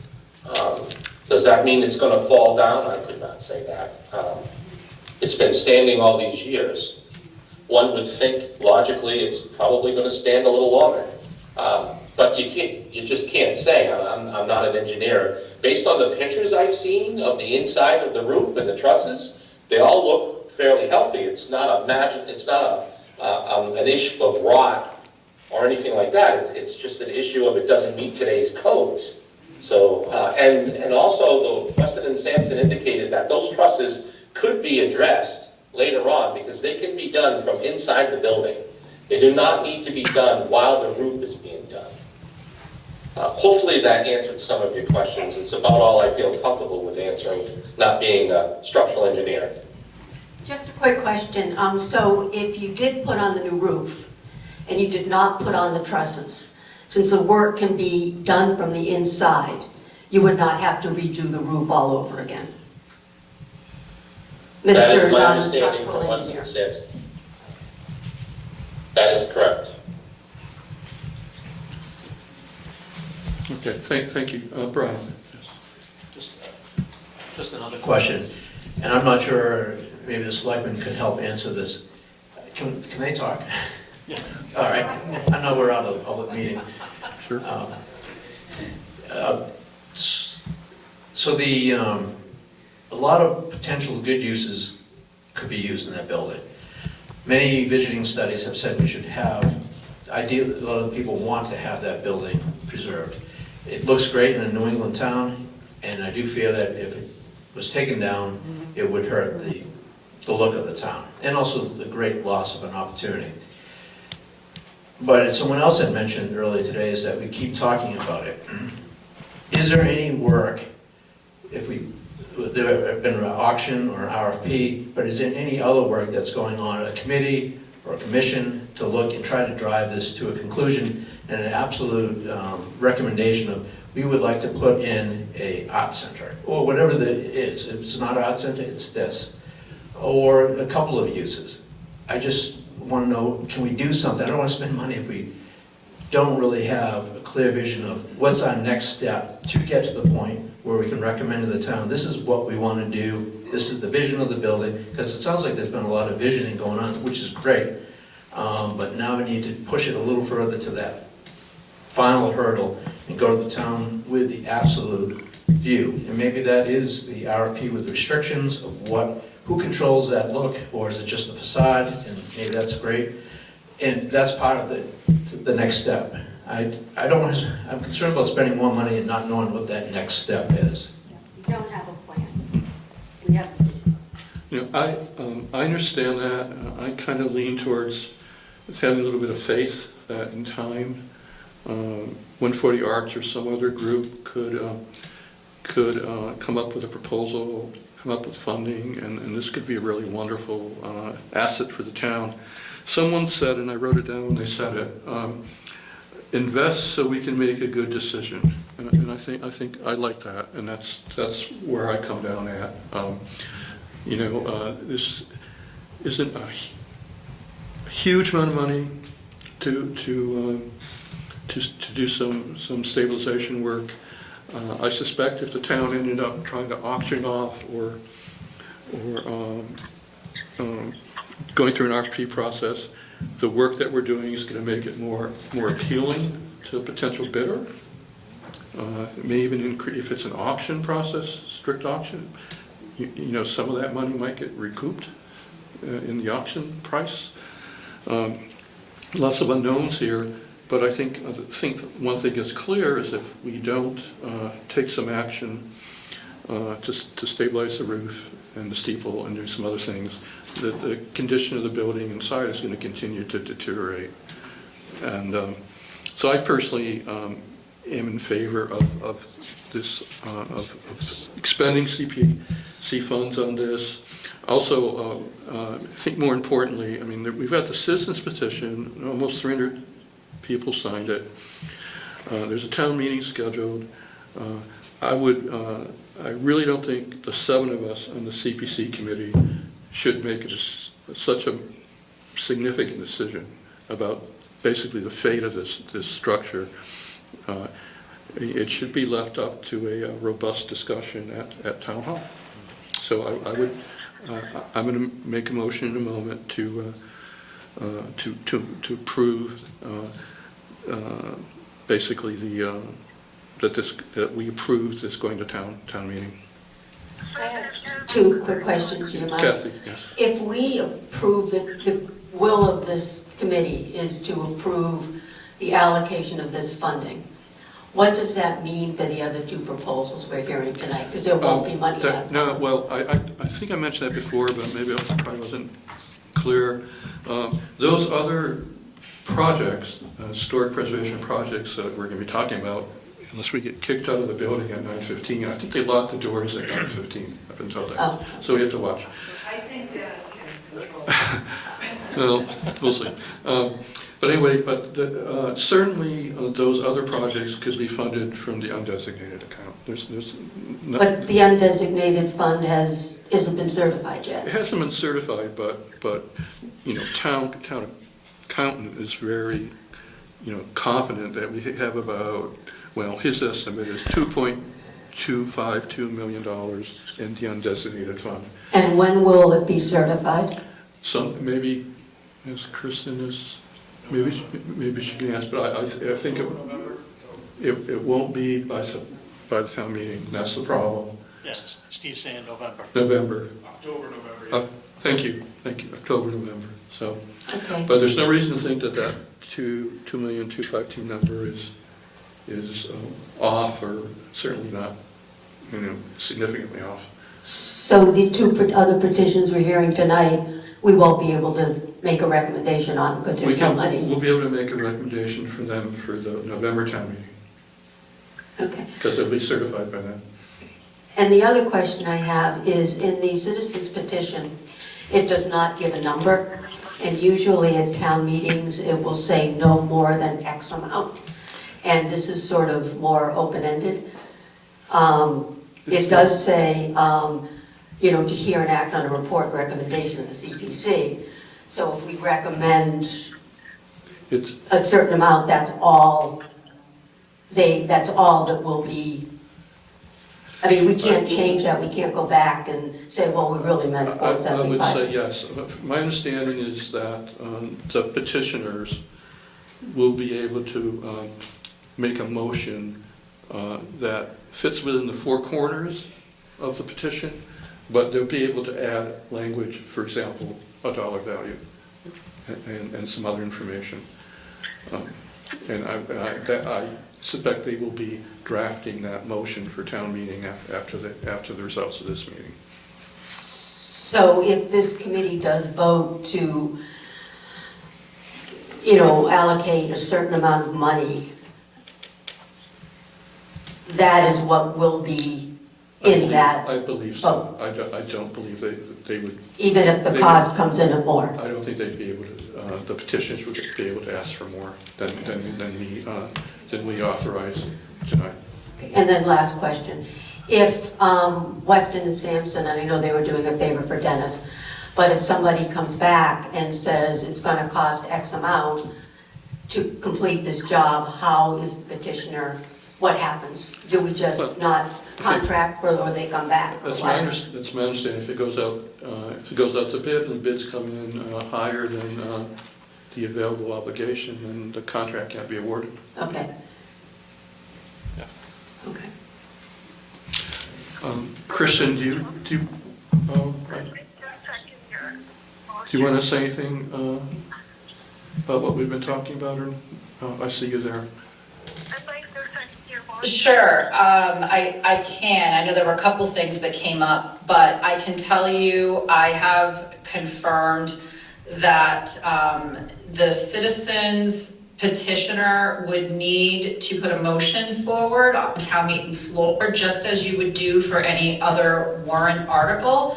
And the dollar amount is only required to be in the motion. It's often tradition or best practice to have it in the article or the petition itself, but that is not a problem to put it in the motion that would be made at town meeting. And it would be the responsibility of the petitioner to draft and make that motion. All right, thank you. All right, any further discussion? If not, Lauren, could you put up the draft motion? You can also read it, but it might be nice if it was up on the screen. Can you? Yes, I'm sorry. No, I just wanted to make a brief comment. Chris, go ahead. because I'm relatively new to town and relatively new to the committee, I don't have the benefit of knowing the history of the acquisition of the church. I've heard anecdotally from other members of this committee about the discussions that were held, but I can only assume that there were good reasons why the town voted to acquire the church, however many years, 8 or 9 years ago, I think it was. Wasn't there to hear the discussions, but it seems to me that once the decision was made to acquire the church is an asset owned by the town and has to be maintained, at least minimally, to preserve its value for whatever use ends up being made of it. I haven't heard anybody say that when it was acquired, everybody agreed that let's acquire it, but we can't continue to own it. We have to dispose of it as soon as we possibly can. I think that's the way a lot of people feel right now, but I don't know if that's what drove the discussion when the church was first acquired. But in my kind of limited knowledge of what is going on with the building itself and having read all of the engineers and consultants' reports, it just seems to me that this amount of money needs to be spent to preserve the value of the asset while the town is making an ultimate decision about how to dispose of the building most efficiently and for the best possible future use of it. I'd be concerned about the insurability of the building if we let the building get into a further state of disrepair and not spend this money. Although it's a significant amount of money, I just see it as the responsibility of the town to at least preserve the value and not let it become worth even less and more of a safety risk and an insurance risk for the town while we're waiting for another project or a project and a proposal to come along and help us unload the asset in a responsible way. Thank you. Thank you, Chris. And just one thing, and I know I'm harping on this point, just to memorialize it, if this committee votes to recommend $362,000, when the Cultural Commission goes to town meeting, they cannot substitute a different figure without this body approving it in a different meeting, correct? If a new estimate comes in and says it's going to be $450, they can't substitute that $450, correct? I believe that's correct, at least in terms of they can't go higher. I'm not sure if they could recommend something lower to town meeting. They might be able to, but they certainly can't ask for more than we recommend here tonight. Because typical language is no more than, it never says no less than. Yeah, So, I would say that's true. Okay. Lauren, do you have, can you put that up on the screen? Okay. I certainly can't read that from here, but anyway, let me read this. This was drafted for the committee to consider. I move that the CPC recommends town meeting approval of Article 1 at the September 3rd special town meeting, and furthermore supports town meeting appropriation of right now it says $362,000 from the Upton CPA Historic Resources Account for the purpose of funding the design, bidding, and construction of capital improvements to the roof, steeple, facade, and exterior building envelope of the historic former Holy Angels Church located at 3 Milford Street, and 2, $10,000 from the Upton CPA Historic Resources Account for the Upton Historical Commission to retain qualified legal, preservation, architectural, or other professional consulting services for the preparation, negotiation, drafting, review, approval, execution, and recording of a preservation restriction or related historic preservation document for the property. The drafting of the historic preservation restriction by the Historical Commission for review and approval by the CPC is intended to protect the CPA investment. So I would make that motion, but after it's made and if it's seconded, we could discuss 362 and any other aspect of the motion. But I would make the motion right now. Okay, Chris Scott on the phone has seconded it. So is there any discussion about this motion among the committee? So the drafting of the historical preservation restriction is, in essence, something that will still need to be done, but that provides the insurance on this investment, correct? That's how I feel. Yeah.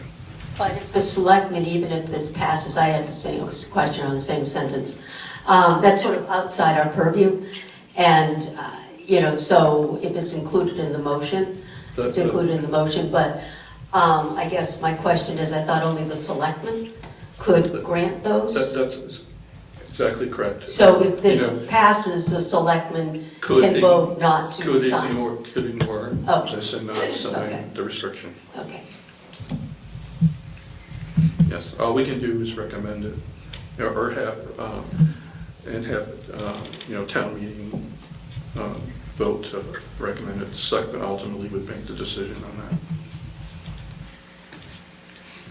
Okay, so 362, there was some talk about adding some funds, so we might have town might be able to hire someone to manage this. We really don't have a lot of freeboard here. If we go with 362 plus 10, it's 372. There's only another, $16,000 available in the historic preservation account right now. I don't think 16,000 probably would get you very far with a project manager. So I think I'll just suggest we stick with 362. And any other discussion on this by anyone on the committee? All right, hearing none, let's have a vote. Voice vote, state your name. Mike votes aye. Chris Scott voted aye. Craig Lyon votes aye. Craig is aye. Chris, aye. Rick, no. Kathy, no. Brian, aye. Aye. So that majority vote, the motion passes. Thank you. And thank you all for attending and your comments. And we have more on the agenda, but that's it for this. Thank you.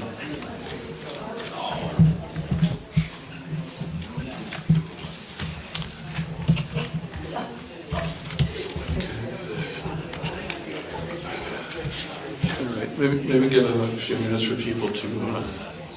Yeah, can you mention that they should talk outside, because we still have a meeting? Yeah. Thank you. Yes? Yeah. Is the petitioner allowed to vote? It's just a curiosity. No offense. No, yes. Yeah, Craig, if you're talking about Craig is a member of the committee. He's the member of the committee, he's a petitioner of the historical commission. That's why I was confused. Yeah, as far as I'm concerned, he can vote. We've always... Historical commission petition, it was a citizen's petition. Right, But he wrote, but he put it in. the applicant is the historic commission. And they can vote. Yes. Okay, Yes. thank you. Yes. All right, thank you, Lynn. All right, if I could ask, we've got some other items to discuss here. So if you want to discuss anything, if you could please take it outside the room, I'd appreciate it. All right, let's move on to item number 2, the project application for the Seth Wood Boot Shop restoration.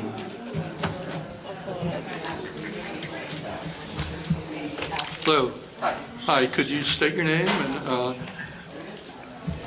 if you want to use that microphone or one of ours, feel free.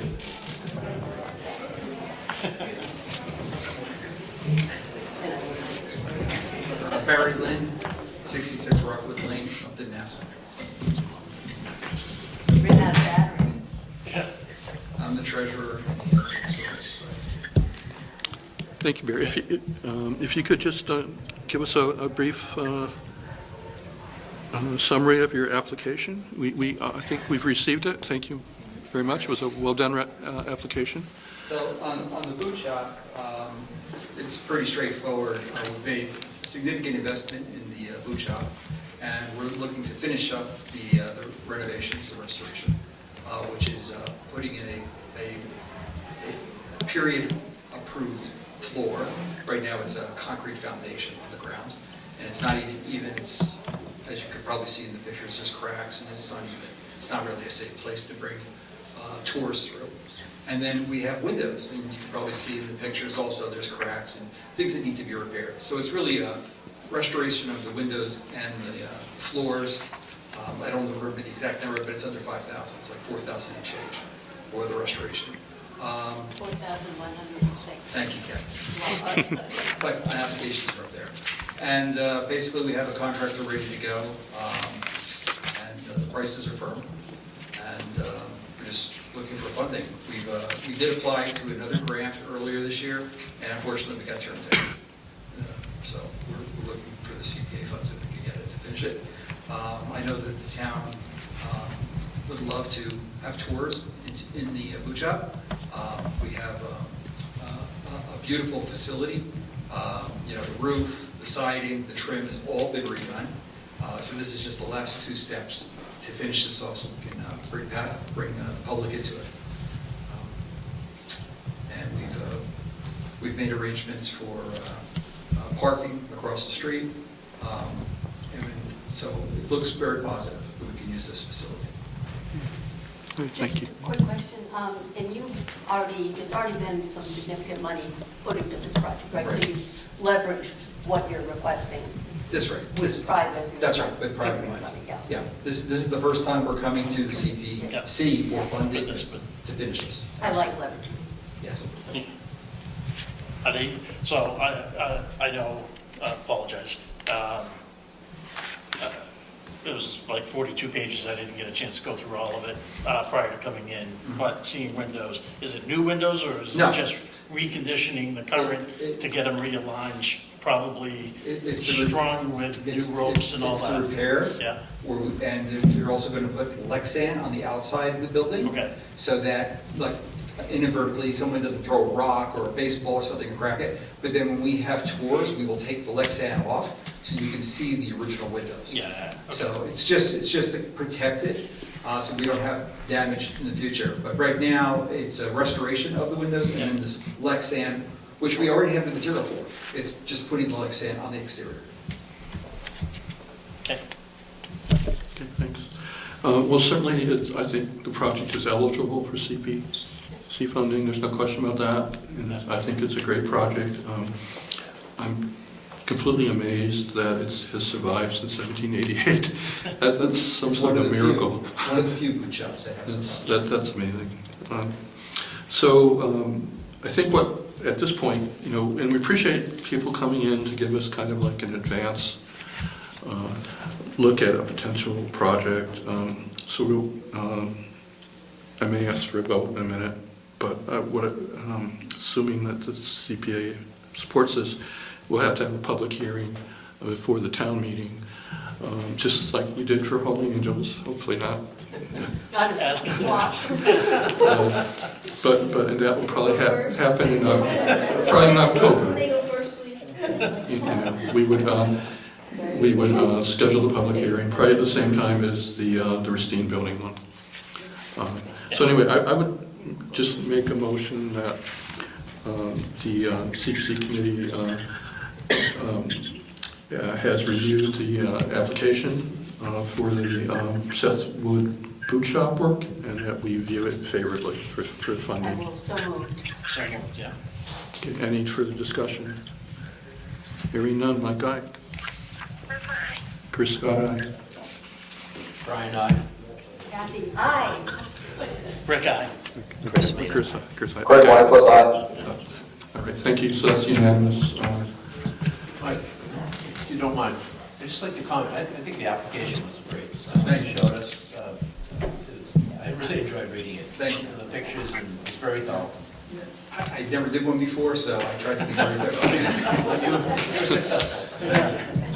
It was, it is like the poster child for an application.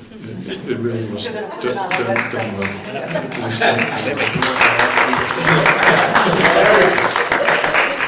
You may have another career in your retirement. Okay. I'm busy enough. Okay, so next, oh, Yeah, it's actually, just to keep on with the joking going, right? How long was the grant that you wrote? How long was the grant? The grant. You mean before this one? The one that you got rejected. Oh, Gabe wrote it. No.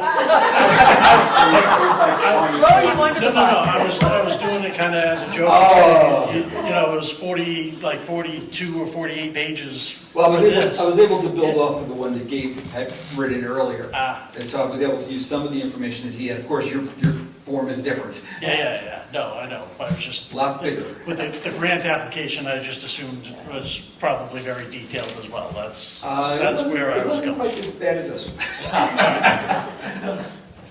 All right. okay. Do we need to explain to him what happens next?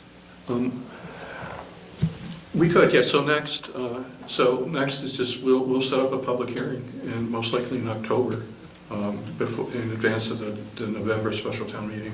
No problem. And we'll draft an article for the town meeting to be included in the warrant. I don't have to write a petition. No petition.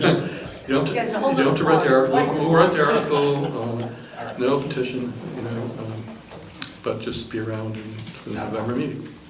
Okay. So next on the agenda is also a project application from the Historical Society, Upton Historical Society, for the Ristine Building accessibility improvements. Could you please speak to that?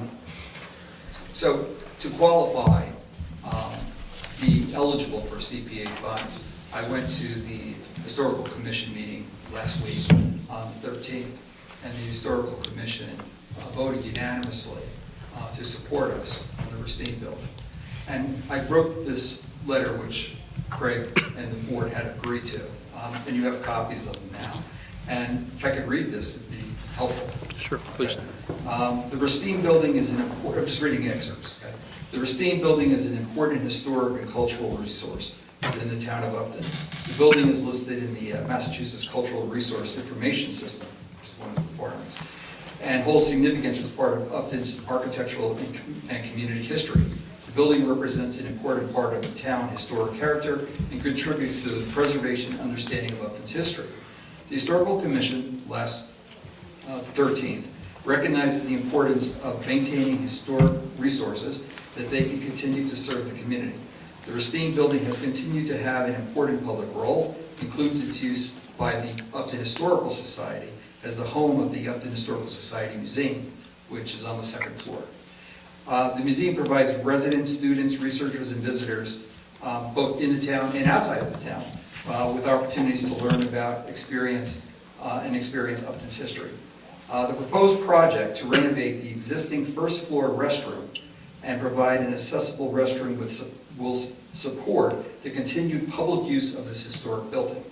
The improvements will assist the Historical Society in relocating the museum from the inaccessible second floor to the first floor, where visitors can enter through the existing accessible ramp. Improving accessibility will allow a broader segment of the community to experience the building and the historical resources contained within it. The Upton Historical Commission recognizes the cultural significance, which is another key part of being able to apply for CPA funding. So the Upton Historical Commission recognizes the cultural significance of the Ristine Building to the town of Upton and supports efforts to preserve its continued use as an important historic, educational, and community resource. Thank you. Thank you. Any questions for Barry? Yes. Ryan? Just a quick comment, because I can't let anything go without talking.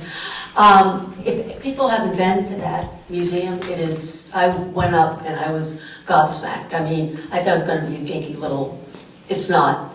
And the folks that volunteer there, they're full-time employees basically. Don't know if they're paying prevailing wage or what, but yeah, it's, they know everything and it's absolutely incredible. And I do know when my father, one of his joys was reading to kids and talking to kids about Upton's history and based on the Historical Museum. So it's a great place, it's a great project, and really appreciate all the work you guys have put into it. Everybody's part of it. Thank you. So this is going from 2 existing bathrooms today to 1, That's correct. right? That's how I saw that. And yeah. reconfiguring how to get to Understood. them, right? Yes. Yeah. Correct. Right, making it bigger so the turning access is much larger, that makes it. That's correct. Yeah. Does this complete all the ADA work required to make that building, or at least that first floor compliant? Yes. So we got now a ramp and Yes. then ADA compliant bathrooms? Okay. Correct. And are there bathrooms upstairs? Yes, they're obviously not ADA compliant. So we have, right, Yes. so we have additional bathrooms. I know we're getting rid of one, but we have other bathrooms. Oh, yes. It's not one bathroom for the building. No, there's 2 more upstairs. Thank you. I have a question about the cost estimate. Could you, it's not really prep needed now, but, before the hearing, could you provide some backup for the cost estimate? It's $114,282. Yeah, I'm just looking at the application. Is that prevailing wage? Yes, it is. Based, okay. Because since the town still owns the building, it has to be prevailing Yeah. wage. Yeah, I was able to use the information that the town supplied for the grant that we're also, the town has applied for a grant last year and this year. They're hopeful, but there's no guarantees they'll get that grant. We will know in December. And so this is alternate funding if that grant is not approved. This still allows us to go forward and not be in a place where we're not compliant and stuck for another year. And if you don't need it, it reverts back to the. Exactly. CPC. Yes.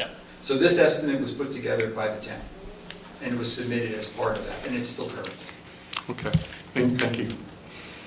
Any other comments from the committee at this time? Again, I'd entertain a motion to favorably view this project, and again, we'll schedule, assuming it is a favorable motion, we'll schedule a hearing in probably October in advance of the special town meeting in November.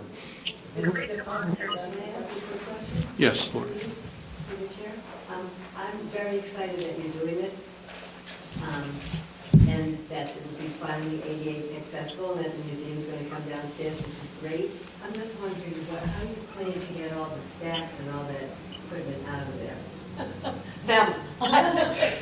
Seriously, where's it going to go? What's the plan? Is there a plan for that?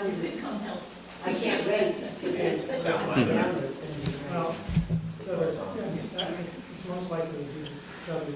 Moving, Yeah, the other piece thing- by piece. Yeah, the other thing that could happen is if the town declares it excess or surplus, then it can just be sold. And then the buyers can come. and pick it Because up. I was surprised, I looked in there once, I'm like, it looks like it's frozen in time, and what are you guys going to do? There's so much in there.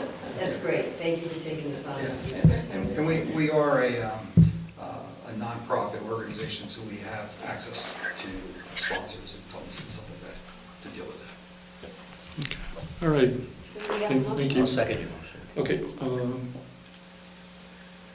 Could someone else make, I didn't make the motion exactly, but. Make the motion. Oh, you want to make the motion? Okay. Just say so moved. So moved. Okay. Okay, our motion is that the CPC committee favorably views the application to provide funding for renovations to the Ristine building. Yeah. Yes. Yeah. Okay, any, so second that? Second. It's been seconded. Any discussion? If none, Mike, aye. Chris Scott said aye. Chris, aye. Rick, aye. Kathy, aye. Brian, aye. Frank Blackfus, aye. All right, it's unanimous I vote of this just want to say committee. on behalf of the Upton Historical Society, thank you so much for supporting. Oh, thank you. Thank you for all your folks did. Okay, we're getting, how are we doing on time here? Uh-oh, 9:29. Wow. Okay, maybe we can quickly go through the rest of the agenda here. Next is account updates. There is one voucher. Okay. It's for our Community Preservation Coalition dues, which are $2,875 this year, and a TRC bill for the Pratt and Mill Pond Management Plan, and they're 93% complete according to the invoice. And that was 2,000. Okay, any discussion on that? We're hearing a motion to continue to pay our CPC dues. We've been paying those each year for Yeah, CPC dues. a long yeah, time. Sure. I think the CPC coalition is a really great resource. Yeah. We should continue, and then, so is there a motion to pay the CPC dues? I make a motion to pay the CPC dues for the next fiscal year. Second. Okay, any discussion? Okay, hearing none, Mike, aye. Chris Scott, aye. Rick, aye. Brian, aye. Greg Weinfuss, aye. Alrighty, that's unanimous. Okay, the other one was for the TRC bill. How much was that again? 2,000. $2,000. I would make a motion that we pay the TRC bill for the Pratt and Mill Pond management study, and I'll give you an update on that in a couple minutes. Where does that leave us in terms of the overall expenditure? We're several $1,000s still available, I think, right? The total is $44,700 spent after this bill, which is 93% complete, and they expect the total to be $47,700 out of the allotted $50,000. Okay. That was long-winded, sorry. Okay. Okay, so I made the motion, is there a second? So I make a motion to pay the TRC bill for Lakes and Parks. Okay, I'll second it. Okay, any discussion? Hearing none, Mike, aye. Chris, aye. Chris, aye. Rick, aye. Kathy, aye. Brian, aye. Okay, thank you. Greg Weinfuss, aye. Thanks, Greg, so that's unanimous. Okay, just quickly, project-funded updates. Okay, Pratt Mill Pond Management Plan we just talked about, we're planning on having, we have a draft plan on the town website right now, and we plan on having a presentation by our contractor in September. And we're also looking for comments on the plan from town, anyone wants to make comments. And the final plan is scheduled to be completed in October. Howarth Glen Boardwalk repairs. Been talking with the vendor. I'm still waiting for him to come with a final quote and a schedule. He's had some personal issues that have kind of delayed things this summer, but we do have access to the property from the butter that'll help us to carry in equipment and materials. First cemetery repairs, I don't know, Craig, do you have any updates for that at this point? No, I don't have any updates. Okay, neither do I. And Town Hall rehab, we heard a little bit about that from Dennis earlier. It sounds like they're working to get an RFP out sometime this fall, I believe. And eventually, we do have an estimate. Eventually, the town is expected to bond the cost of that project. An estimate we have right now is $270,000 a year for a 20-year bond. That could go up or down, but so what that... Mike, can I ask a question? Sure. It says 270, isn't that what we're paying? It's the same, it happens to be the same as the... Yeah, it happens to be the same amount as It's the... the exact same amount, okay. That's what we So got from Kenny. Okay, it's an estimate, okay. That's what we got from Kenny. And they change it by $1, so I don't get so confused. My guess is it won't be 270 when everything's done, but the thing to know is that we can only bond against the CPC revenue that's raised from the town itself. And last year that was a little more than 600,000. So between these two projects at Town Hall, we pretty much capped out our bonding ability. So the first Town Hall bond still has, I think, about 7 or 8 years to go right now, something like that. And Mike, just a quick, all the transfers that are listed here are reflected in the numbers up top, correct? I was have a hard time reading Kenny's spreadsheets. Right, as I understand it, basically 2 buckets. One bucket up on top is everything that's not obligated in any way, available funding. And below that, another bucket is everything that's been appropriated by town meeting. Other projects that have been appropriated by town meeting over the years. That has been obligated, Right, so, right. So, that's 530,000 is obligated, but not yet expended, and a little more than 4 million is unobligated. I could, clarifying question on some emails I'd seen. So in the undesignated balance projected for fiscal year '27 end, a little over $2 million, that is available. You pointed that out once it's approved by the state or certified by Right, the state. that's how I understand And it. an email I'd seen, though, is that, I think they were looking at just the current year, when they said 270 plus 270, 540, and then the $100,000 for the field, 640, and then it said basically we only have 35,000 left for new projects each year, but that is inaccurate because of the $2 million we have Right. undesignated, right? Right, right. And then the actual amount that might, we don't know what our revenue is going to be for this current year, but last year it was somewhere around $1 million. So I think the town revenue is relatively easy to predict. It's going to go up slowly, and last year it was a little more than 600. But the town, the state contribution, as you know, fluctuates quite a bit. But we certainly will have enough to, to cover the bonding, assuming that the second bond gets, maybe annual town meeting. Yep. Probably, And then the other thing, and then our commitment to the Fields project, that's not a bond, but it's just, we made an annual commitment to that. And I think probably we want to include that maybe in the annual fall town meeting, that $100,000 commitment. Did we already put 100,000 like into? We did 1 year. Yep. The reserves or something? Yeah. escrow, or, we put into escrow or reserves or? Yeah, well, it's part of, Kenny put it into one of these CPA project accounts. It's in here somewhere. The second line, I think, it is specific. Yeah, MURSD athletic fields. yeah. Okay, that's good. Even though that has not been asked. They haven't drawn upon it. Yeah, as far as I know, they haven't, the school hasn't drawn upon it. They haven't started construction yet. They've come before the commission a few times. I think the planning board. Conservation yes, Commission. Go ahead, we just approved it. That's so we just, because conservation. Because of the, because of So we conversation. approved it. I assume you guys approved it. They haven't come with a permit application yet. They've come informally a couple of times to discuss it, but so far, no. They've had some setback issues with, Yeah, they had vernal pool, yeah. those pesky vernal pools. Yep, exactly. So, that's it. So I think anticipated topics is next on the agenda. If there are, Done. No, all right, and then schedule next meeting.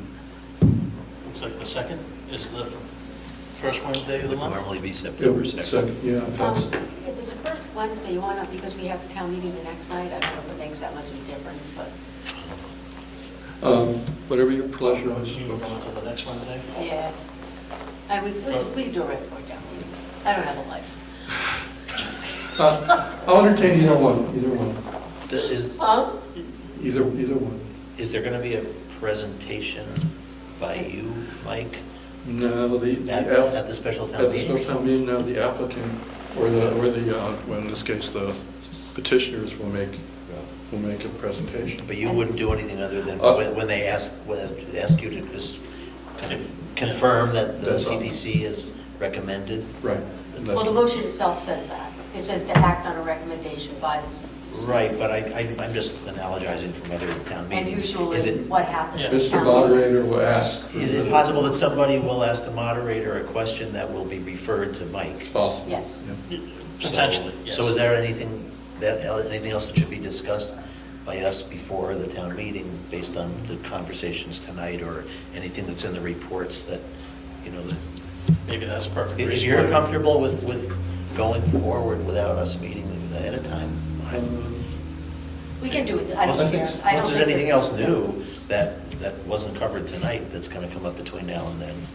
Yeah, it's only 2 weeks, so. Yeah, unless there's something else by the select board that Schedule the meeting, I'll come. has some other action. Because now we're caught up on applications. Yep, Yeah. correct. Well, why don't we tentatively schedule for the 2nd, but, and then we can, but people available on the, book that'd be the 9th, the second Wednesday as well. Just promise me it won't last 3 hours.